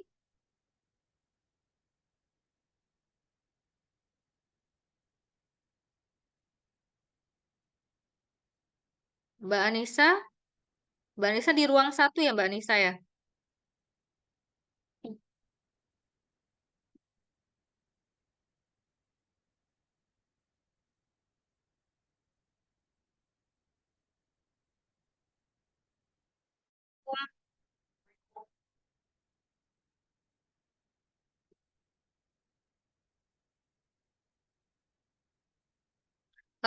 Mbak Anissa sama Mas Adi, saya tulis di sini ya, di chat box. Oh sini, di obrolan saja. Ada link. Linknya silakan dibuka tentang ini. Saya buka dulu di kelompok 1 ya. Silakan di-download ya setelah ini.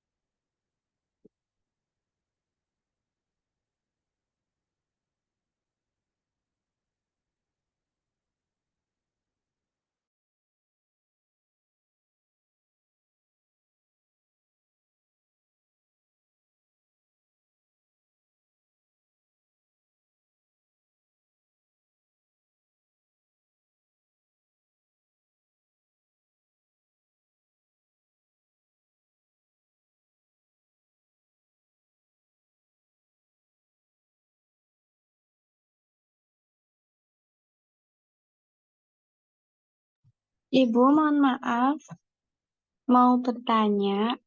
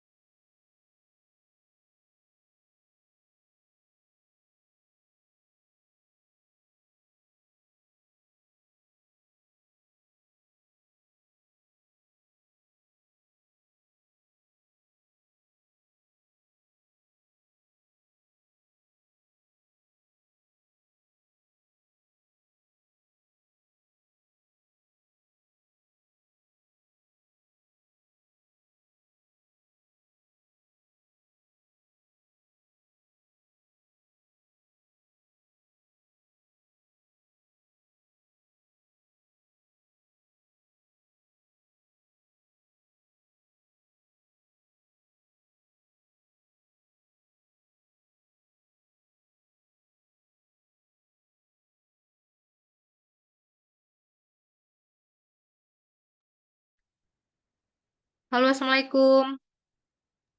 Waalaikumsalam. Salah. Ada, adakah kesulitan?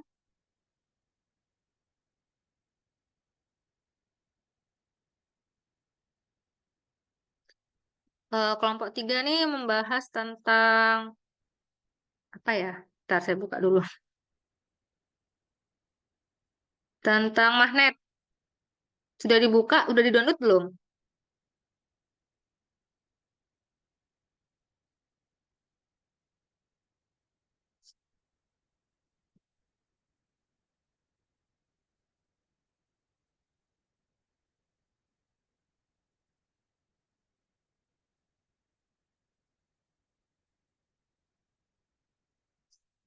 Jadi di sini ada materi magnet gitu ya. Bisa kalian download sendiri di file yang sudah saya bagikan yang ada di link ini. Di obrolan ini silakan teman-teman diklik, klik yang link yang kedua karena link yang pertama ini untuk kelompok 1. Kemudian teman-teman mahasiswa bisa berdiskusi apakah magnet ini materi yang saya tulis itu benar atau tidak seperti itu ya. Ada pertanyaan? Maaf Ibu, tadi kan saya habis kental. Mm-mm. Bisa dikirim ulang untuk linknya. Oh gitu, baik.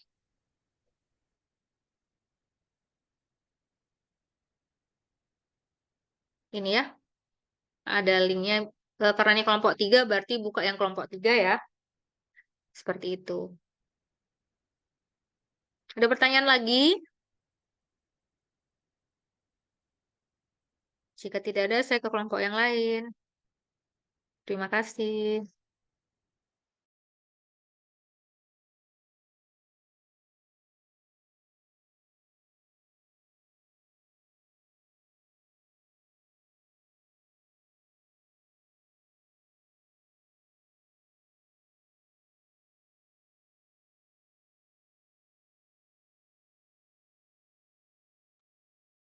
Assalamualaikum. Halo. Waalaikumsalam. Nggih, Bu. Waalaikumsalam, Bu. Iya. Bingung nggak sama tugasnya apa? Bingung. Bingung, Bu. Belum tahu. Belum tahu ya? Sudah lihat Belum. di obrolan belum? Atau di chatting? Belum, Ibu. Oke, saya kirim lagi ya. Jadi ada Iya. chatting di sini. eh, Kalian bisa klik gitu ya. Bisa diklik. Kemudian nanti karena ini adalah kelompok 6, silakan buka yang bagian 6 saja. Nanti kita bahas bersama-sama. Boleh teman-teman itu pakai menggunakan Google untuk mencari jawabannya atau jurnal seperti itu. Ya, Baik, Ibu. Baik, kalau Bu. tidak salah, ya nanti gini, saya bagikan layar bentar ya. Iya. Hmm, kelompok berapa ini ya?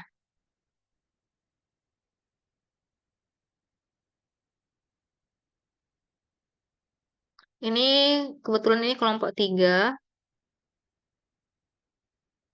Nah, jadi gini, nanti kalian tinggal mengisi aja di sini.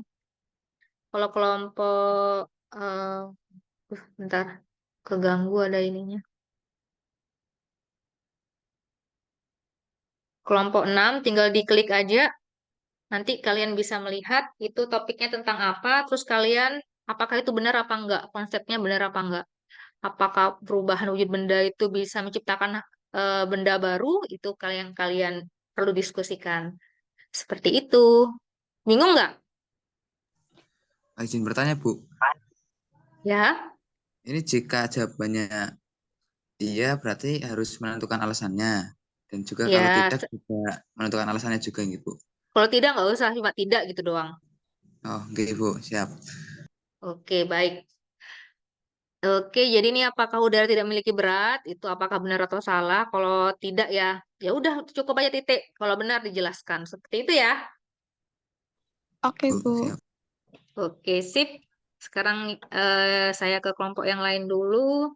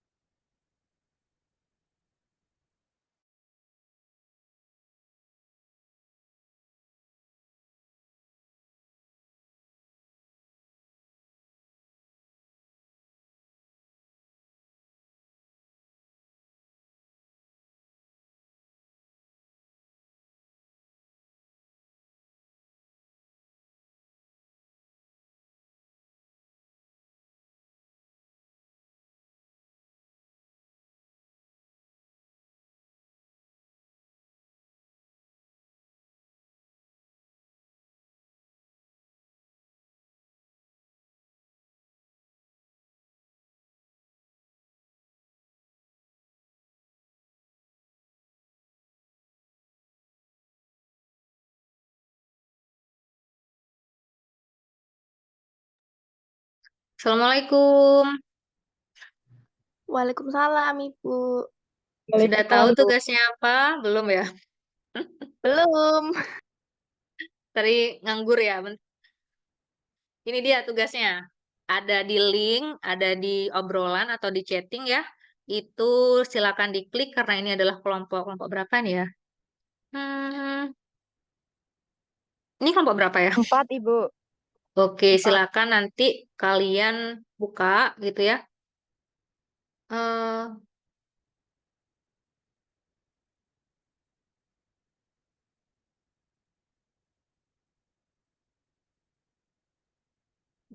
Eh, kalian buka yang kelompok 4 bisa diklik di sana, bisa diperbaiki di sana, nanti presentasi juga melalui itu juga bisa. Seperti itu. Kalau tidak salah,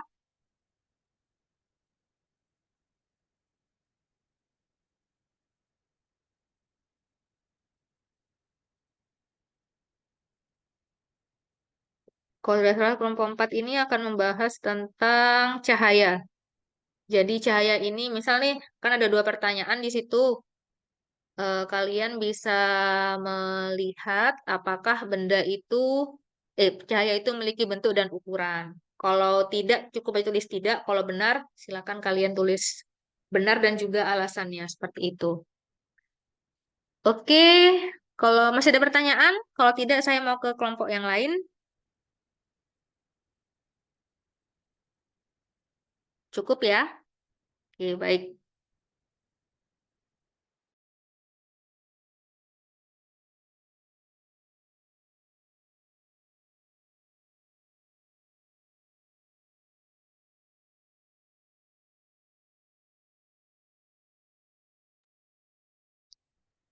Assalamualaikum.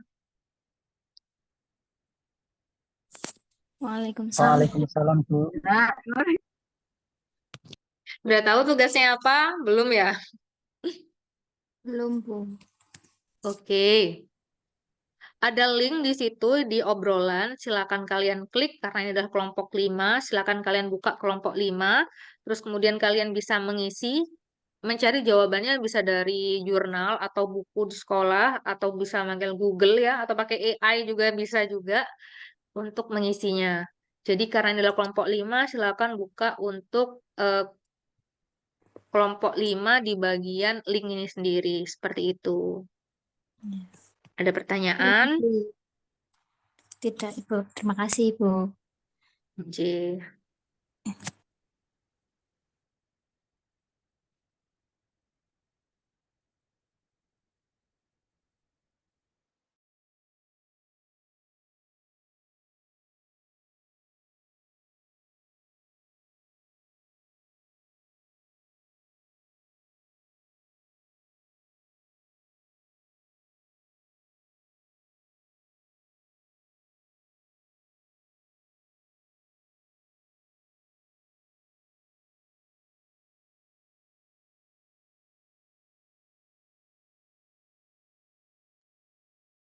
Halo Mas Ferry.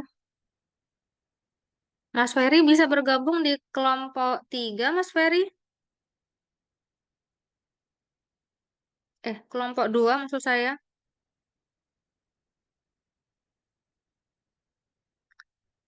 Mas Ferry. Ada orang sepertinya.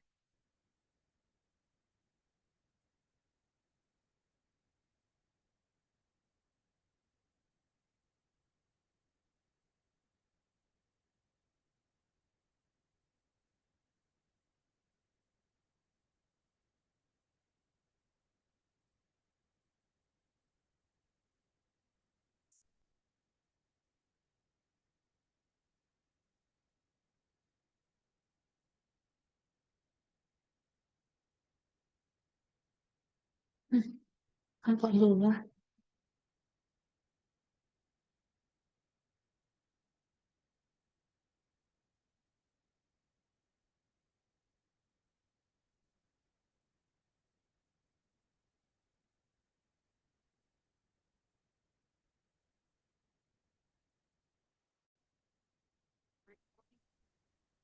Assalamualaikum kelompok 2.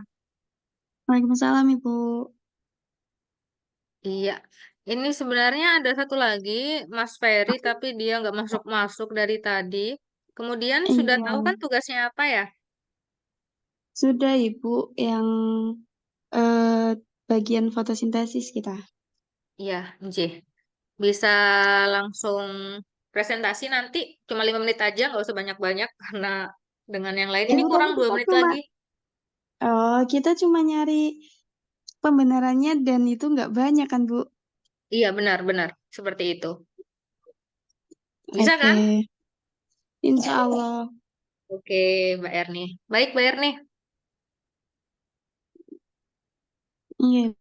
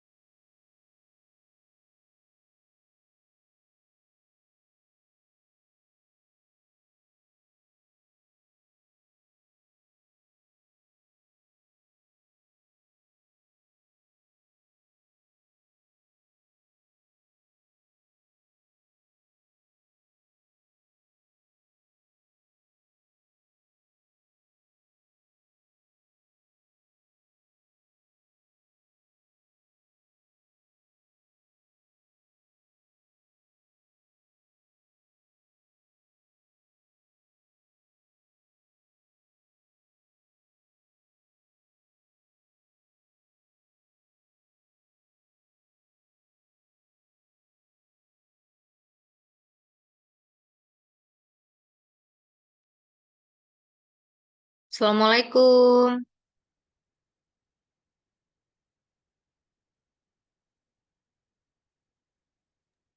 Waalaikumsalam. Salam Bu. Iya, ada kesulitan kah kelompok 5? Kelompok 3, sorry. Eh, enggak kayaknya Bu. Ini masih diketik. Oke, baik. Siap. Kurang 1 menit lagi kita balik. Oh ya. Mbak memberitahukan. Iya. Terima kasih. Ya, sama-sama.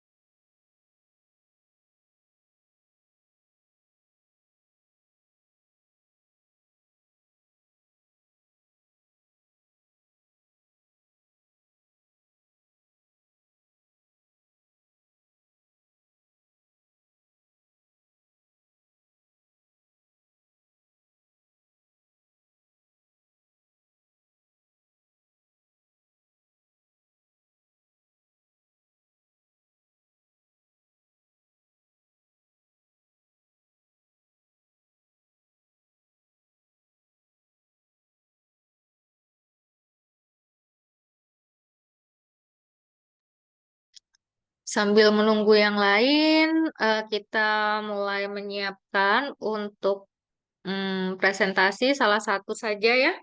Apakah topik yang sudah saya berikan itu benar atau disebut dengan konsep yang benar atau termasuk miskonsepsi. Ini saya sering temukan pada siswa-siswa kelas 7 ya.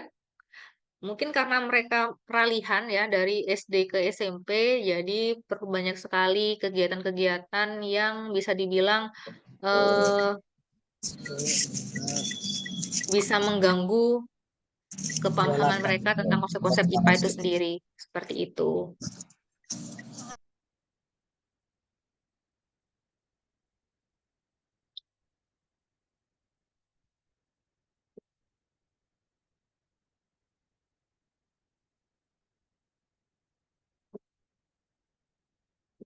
Oke, di kelompok 1 ada Adi dan juga ada Anissa. Mana ya Anissa ya? Anissa, oh ada, udah balik. Mungkin bisa disampaikan siapa ini? Mbak Adi atau Mbak Anissa dulu? Singkat aja ya.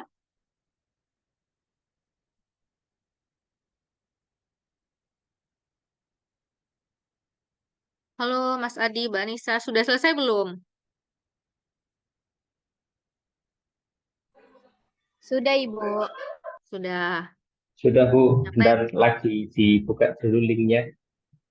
Oke. Untuk kelompok yang lain juga siap-siap ya. Kelompok 2, kelompok 3, kelompok 4, kelompok 5, dan kelompok 6. Bentar Bu.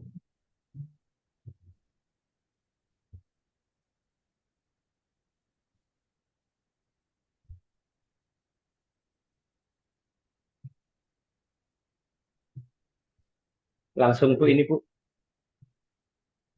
Oh, nggak bisa ya? Bisa membagikan belum? Oh, dibagikan layar. Sudah. Coba, sekarang Mas Adi sudah bisa membagikan layar belum? Bentar.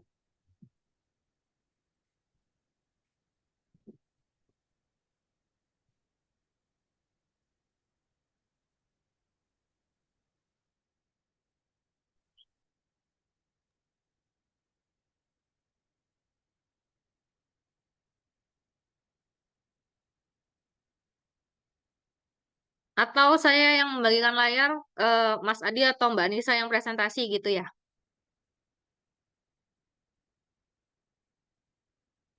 Oh iya, boleh Bu, boleh. Oke, baik.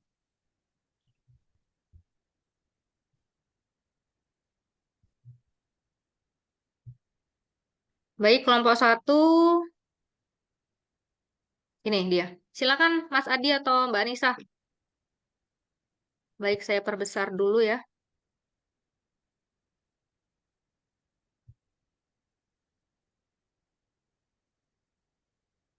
Ya, silakan.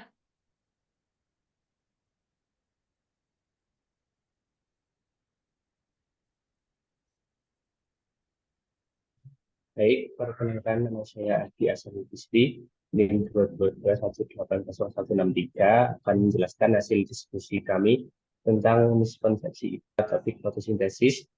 Nomor 1, air adalah produk utama fotosintesis. Dan nomor 2, fotosintesis dan respirasi adalah proses yang sama. Jadi setelah hasil diskusi kami tadi, kami menemukan jawaban bahwa konsep yang benar adalah nomor 1, bukan karena produk itu adalah glukosa dan oksigen atau 6H12O6O2.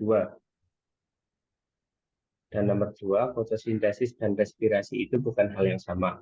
Fotosintesis menghasilkan C6H12O6 plus O2 atau glukosa dan oksigen, sedangkan respirasi mengubah energi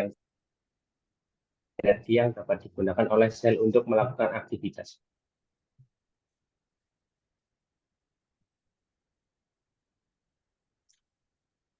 Oke, baik. Terima kasih kelompok 1. Eh, Luar biasa sekali ya. Di sini saya ingin membenarkan sedikit ya, apa ya. Jadi, di dalam fotosintesis itu ada hasilnya selain ada glukosa dan oksigen. Ini juga salah satu miskonsepsi yang ternyata teman-teman mengalami juga, yaitu selain glukosa ataupun kita bisa sebut dengan gula gitu ya, dan juga ada oksigen, itu ada lagi tambahan yang disebut dengan ATP. Jadi yang dihasilkan itu bukan hanya glukosa dan bukan hanya oksigen, tapi juga ada energi.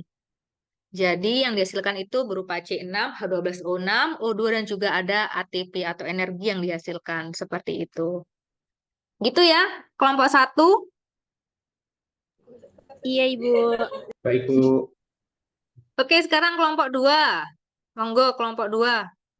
Saya bantu bukakan dari sini deh. Kalian yang mempresentasikan. Loh, belum ada ternyata.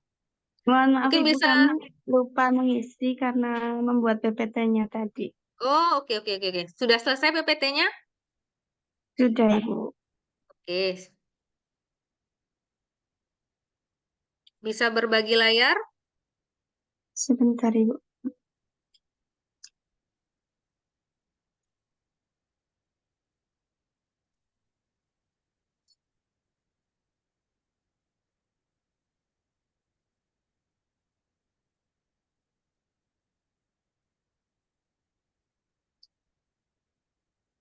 Apakah sudah terlihat?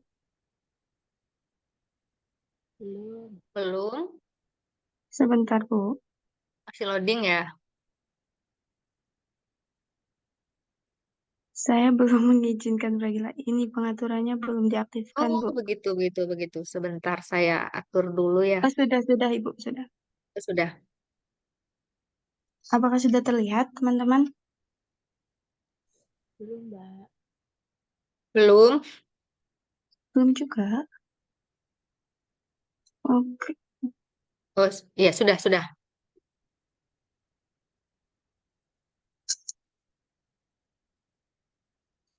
Baik, perkenalkan kami dari kelompok 2, nama saya Ermina Fitriani dengan NIM 222180157 dengan rekan saya Afi Rizka Yuli Maharani dengan NIM 222180164.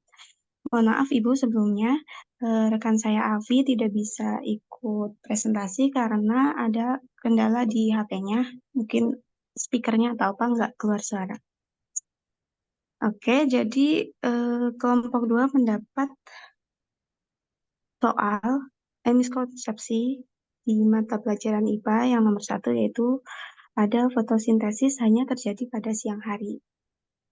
Sebenarnya tidak, karena proses fotosintesis tidak hanya terjadi pada siang hari dengan bantuan cahaya matahari, namun juga dapat terjadi pada malam hari dengan eh, menggunakan cahaya buatan atau bisa juga dengan bantuan cahaya lampu neon.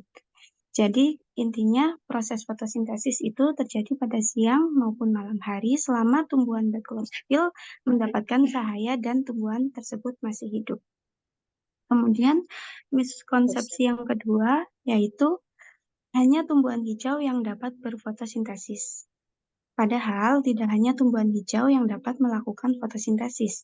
Bakteri, alga, dan beberapa protista juga mampu melakukan proses ini.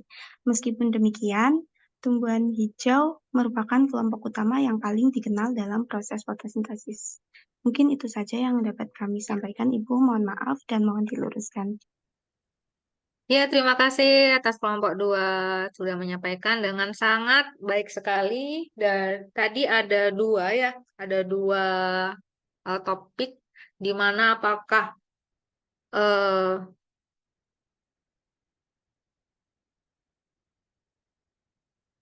jadi topik yang pertama itu mengenai adanya fotosintesis. Fotosintesis hanya terjadi pada siang hari. Jawabannya bukan hanya siang hari saja, tapi juga bisa malam dan kapanpun, terutama ketika dia mendapatkan cahaya. Kemudian yang kedua yaitu apakah hanya tumbuhan hijau yang berfotosintesis? Tidak, tapi ada berbagai bakteri, ada alga, ada protista yang juga bisa melakukan fotosintesis karena pada bagian tubuhnya ada beberapa zat yang bisa untuk melakukan fotosintesis seperti itu. Baik, kelompok 3, bagaimana? Udah ready belum? Kelompok 3 ini tadi siapa ya? Ada Ida, ada Lutfi Nurlita, dan Nadila. Yuk, siapa yang mau presentasi?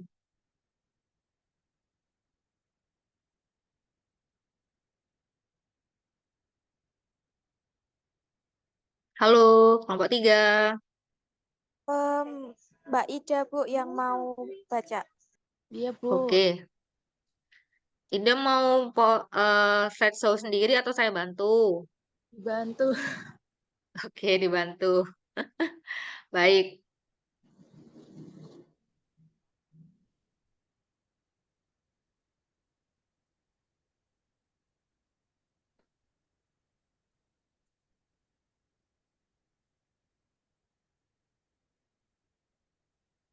Silakan dibaca, udah terbaca, Mbak Ida?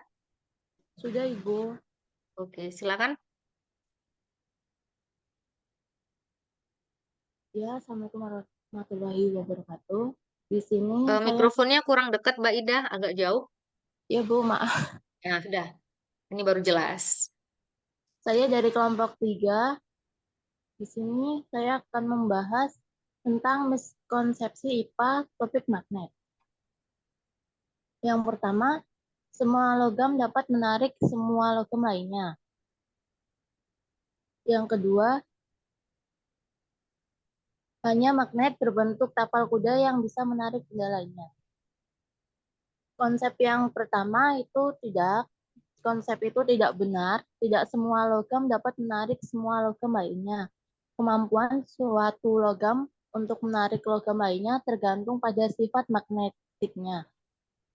Beberapa logam seperti besi dan nikel memiliki sifat magnetik dan dapat ditarik oleh magnet, sementara logam lainnya mungkin tidak memiliki sifat magnetik dan tidak akan tertarik oleh magnet. Untuk konsep yang kedua, konsep itu juga tidak benar. Magnet berbentuk tapal kuda hanya salah satu dari banyak bentuk magnet yang dapat menarik benda lain. Magnet datar atau bulat juga dapat menarik benda-benda logam, tergantung pada kekuatan dan orientasi medan magnetnya. Terima kasih, Ibu. Baik, luar biasa sekali kelompok 3. Untuk kelompok 1, 2, 4, 5, 6, bagaimana? Apakah setuju? Atau mungkin ada yang memberikan sanggahan? Halo, kelompok 1, 2, kelompok 4, 5, 6. Apakah setuju atas kelompok 3?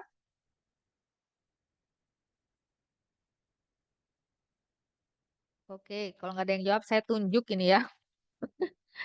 Kepada Uswatun. Mbak Uswatun, ada? Ada, Ibu. Oke, menurut kamu benar nggak ini kelompok 3? Eh, sepertinya benar itu. Nggih. Benar. Menurut saya juga benar. Ya, baik. Terima kasih Mbak Uswatun. Baik, kelompok 3, alhamdulillah. Menurut saya juga udah cukup bagus ini ya. Jadi bukan hanya semua logam. Logam itu banyak sekali ya. Ada aluminium, kemudian ada yang lainnya juga seperti itu. Dan dia tidak bisa menarik logam lain. Kemudian bukan hanya tapal kuda saja, tapi semua bentuk magnet itu juga bisa menarik benda lain. Oke, terima kasih. Sekarang kita masuk ke kelompok 4. Kelompok 4 presentasi sendiri atau saya bantu? Dibantu, Bu, boleh. Baik, sebentar. Kelompok 4, kelompok 2 sudah, kelompok 1 sudah.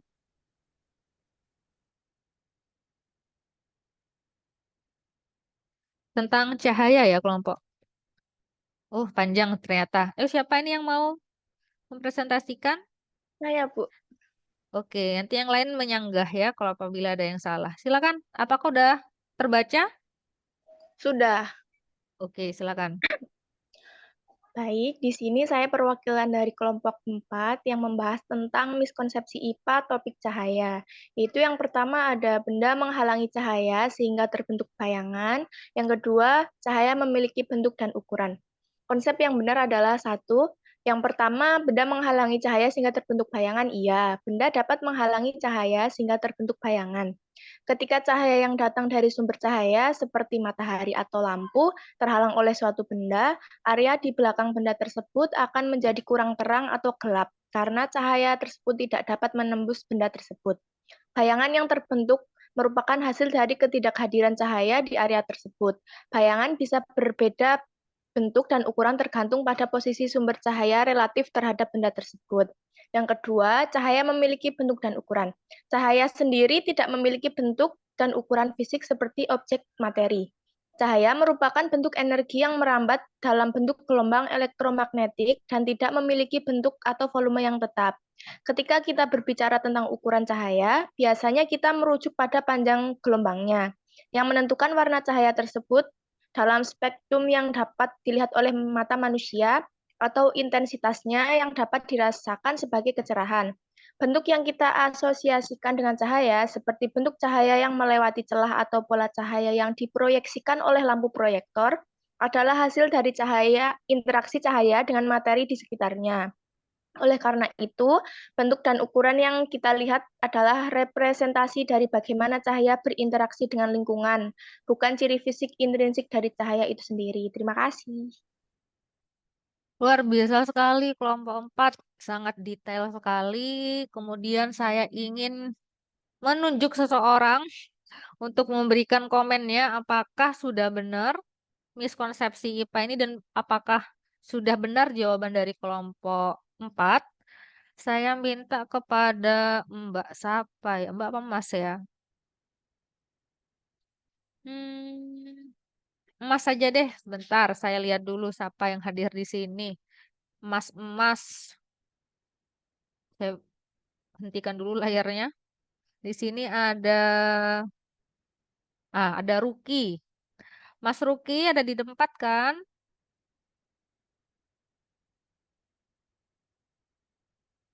Halo Mas Ruki.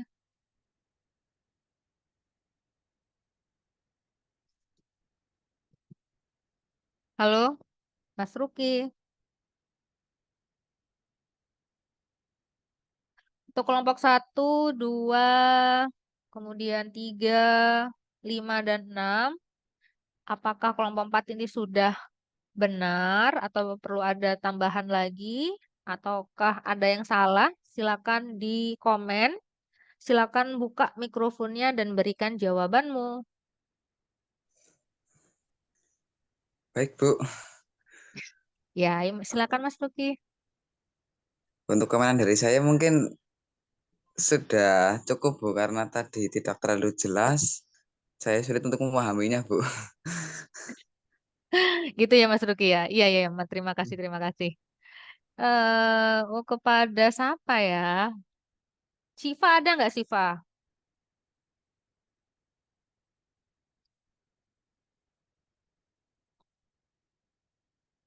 Oh, ada ya.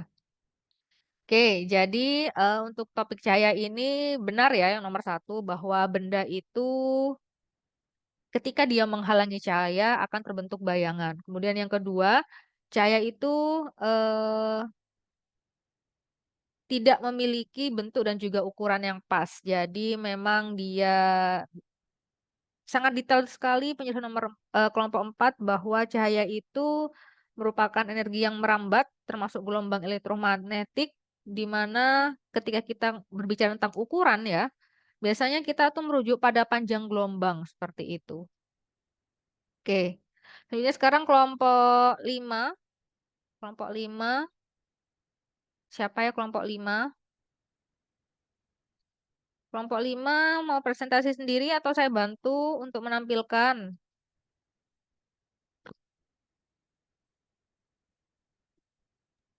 Halo kelompok 5. Oh, Mbak Uswatun. Ya. Silakan Mbak Uswatun, sampean yang ingin presentasi? Iya, Ibu. Ya, silakan. Yang pertama, benda bergerak hanya jika didorong atau ditarik. Miskonsepsi bahwa benda hanya bergerak jika didorong atau ditarik adalah salah. Sebenarnya, menurut hukum gerak Newton, benda akan tetap bergerak atau tetap diam, kecuali ada gaya yang bekerja padanya. Ini dikenal sebagai prinsip kekekalan gerak. Jadi, sebenarnya benda bisa bergerak karena gaya lainnya selain dorongan atau tarikan. Misalnya, gravitasi bumi adalah gaya yang mendorong benda jatuh ke tanah.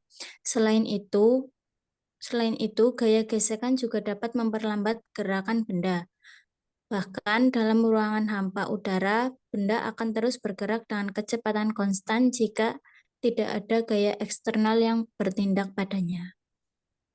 Lalu yang kedua, benda yang diam tidak memiliki gaya yang bekerja padanya. Miskonsepsi itu sebenarnya tidak benar. Menurut hukum fisika, benda yang diam masih bisa memiliki gaya yang bekerja padanya. Gaya tersebut bisa berupa gaya gravitasi, gaya gesekan, atau gaya lainnya yang tergantung pada situasi dan kondisi benda tersebut. Meskipun benda tidak bergerak, gaya-gaya tersebut masih berpengaruh terhadapnya. Sudah, Ibu. Baik, terima kasih kelompok 5. Untuk kelompok 1, 2, 3, 4, dan 6, saya persilahkan untuk menanggapi kelompok 5.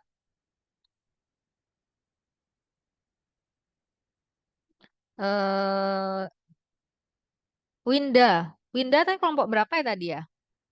Kelompok 6, Ibu. Oke, Mbak Winda, silakan mengomentari. Apakah sudah tepat?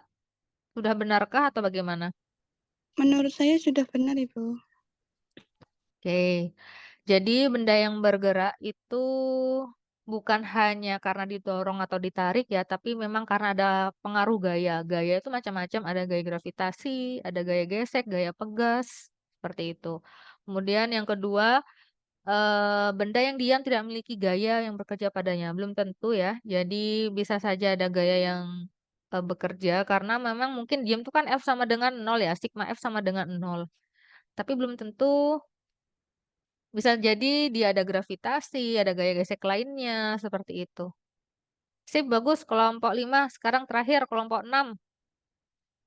Mas atau Mbak ini yang mau presentasi. Mbak Winda atau Mas Zuki. Yang akan mempresentasikan saya, Bu. Oke. Saya bantu ya. Oke, Bu. Terima kasih.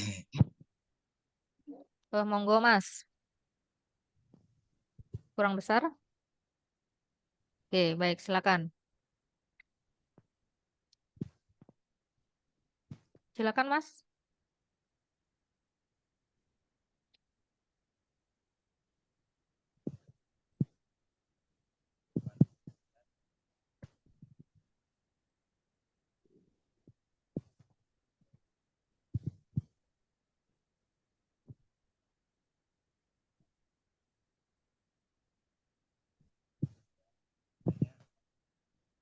Halo, Mas Zuki.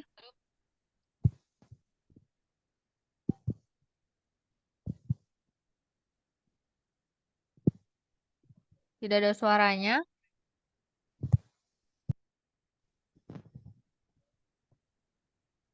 Mungkin bisa Mbak Winda mungkin.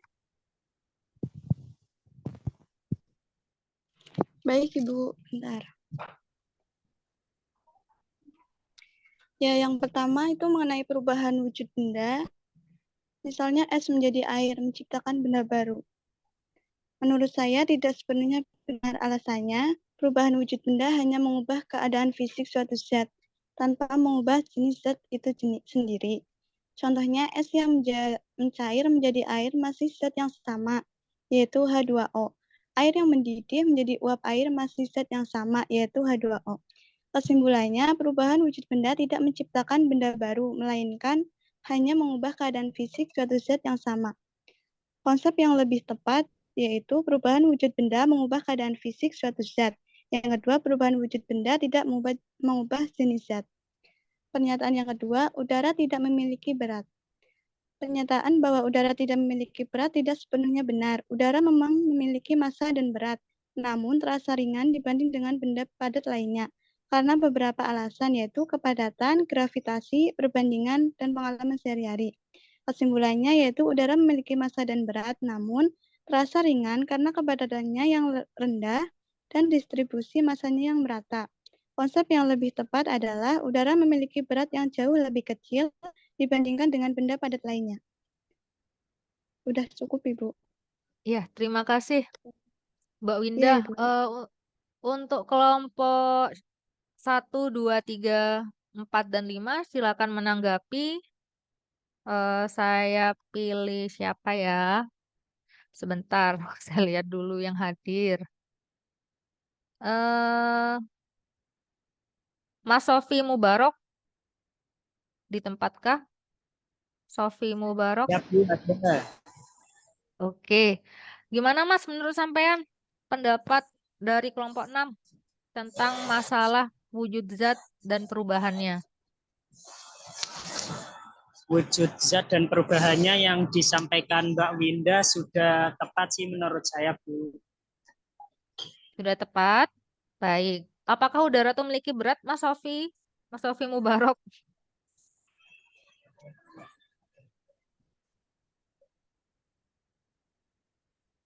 Tidak. Iya, oke. Terima kasih. Jadi memang perubahan wujud zat benda itu tidak menciptakan benda baru ya. Jadi yang mungkin yang berubah itu adalah fisiknya, tetapi tidak mengubah jenisnya. Sedangkan apakah udara itu memiliki berat? Udara itu punya berat, tapi tidak seberat benda padat ataupun benda cair lainnya. Seperti itu, rekan-rekan mahasiswa. Alhamdulillah kita sudah sampai di penghujung, kurang 5 menit lagi ini ya. Sebelumnya saya ingin tahu nih kesimpulan apa sih yang kita dapatkan pada hari ini?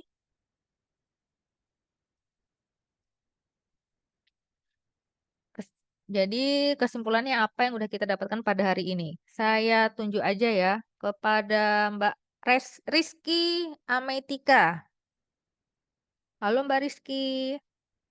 Mbak Rizky belajar apa ya hari ini?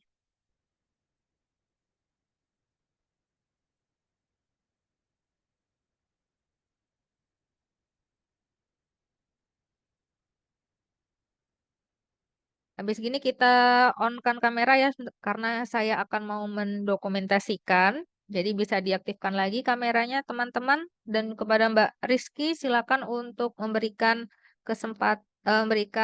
kesimpulan kita telah belajar apa hari ini.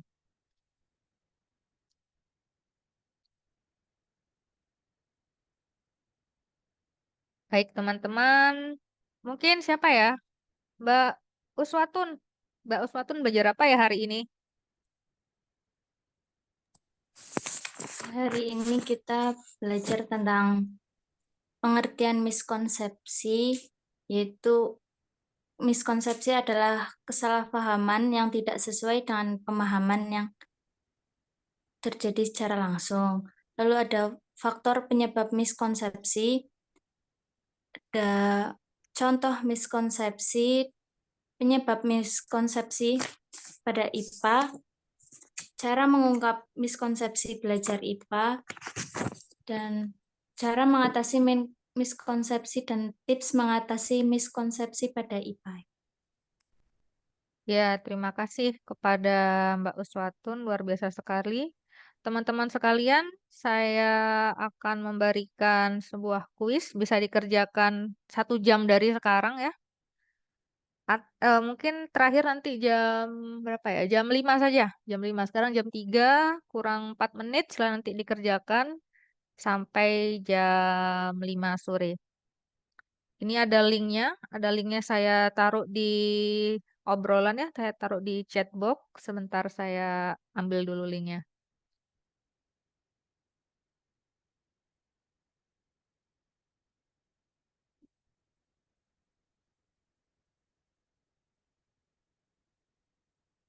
Silakan diaktifkan kembali kameranya karena saya ingin mendokumentasi kegiatan akhir kita pada kali ini. Ya, jadi ini ada kuisnya, silakan dikerjakan teman-teman mahasiswa. Nanti bisa teman-teman mahasiswa eh, mengisi. Ada 4 soal ya, ada 4 soal. Ini merupakan soal dari Quizizz.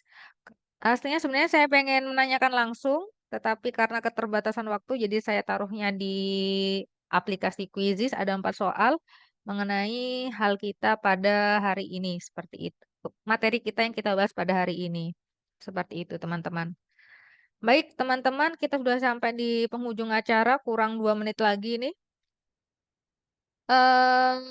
Ada pantun lagi ya. Saya suka pantun soalnya makanya tiap hari ada pantun. Beli baju di pasar baru. Pilih yang bagus warna merah muda.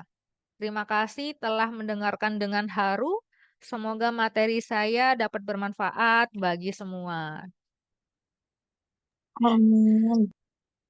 Ya, baik. Silakan teman-teman mengisi daftar kehadiran. Sebentar saya akan taruh dulu linknya. Jangan keluar dulu ya. Jadi teman-teman di daftar kehadiran ini teman-teman bisa men-screenshot ya, screenshot layar dari sekarang sebagai bukti kehadiran dan juga nanti mengisi uraian singkat di mana uraian singkat ini nanti eh, berisikan apa saja sih yang teman-teman dapatkan pada hari ini, seperti itu. Baik, sambil lalu saya ingin screenshot layar ya. Lihat hadap ke depan semua sini, lihat ke kamera semua. Oke, ganteng-ganteng, cantik-cantik ini ya. Oke, saya hitung ya. 1, 2, 3.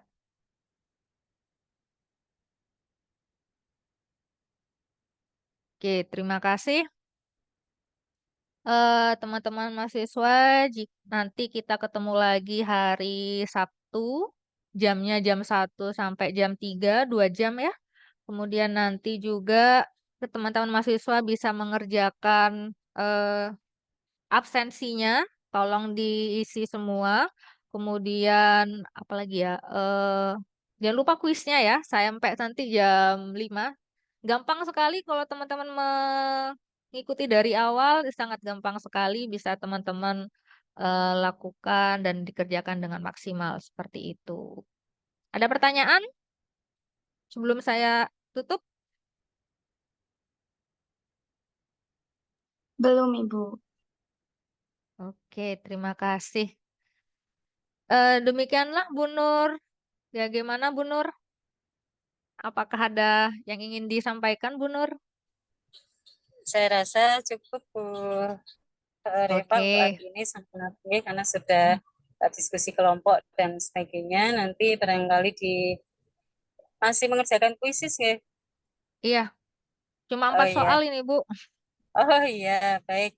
Ya, Mudah-mudahan nanti ada ke depan saya juga ingin bahwa mahasiswa bisa melihat apa ya Bu, kemampuan anak-anak SD yang sebenarnya barangkali ya untuk nilai-nilai mungkin materi-materi tertentu gitu ya. Ada ya, miskonsepsi tidak gitu kan mungkin nanti suatu saat nanti. Saya kira cukup Bu, nanti mudah-mudahan minggu depan pembelajaran bisa berlangsung lebih menyenangkan dan mahasiswa bisa lebih aktif dibanding pada pertemuan hari ini. Terima ya kasih Bu. Bu Reva Terima dan kasih. mahasiswa semuanya. Iya, terima kasih kepada Bu Nur sudah memberikan sepatah dua belah katanya. Terima kasih teman-teman mahasiswa. Hari ini cukup sampai di sini saja. Teman-teman bisa leave dari Zoom ini. Sampai ketemu di hari Sabtu minggu depan. Assalamualaikum warahmatullahi wabarakatuh. Waalaikumsalam Waalaikumsalam warahmatullahi warahmatullahi wabarakatuh. wabarakatuh. Terima Terima kasih Bu kasih, Reva. Bu. Bu. Iya.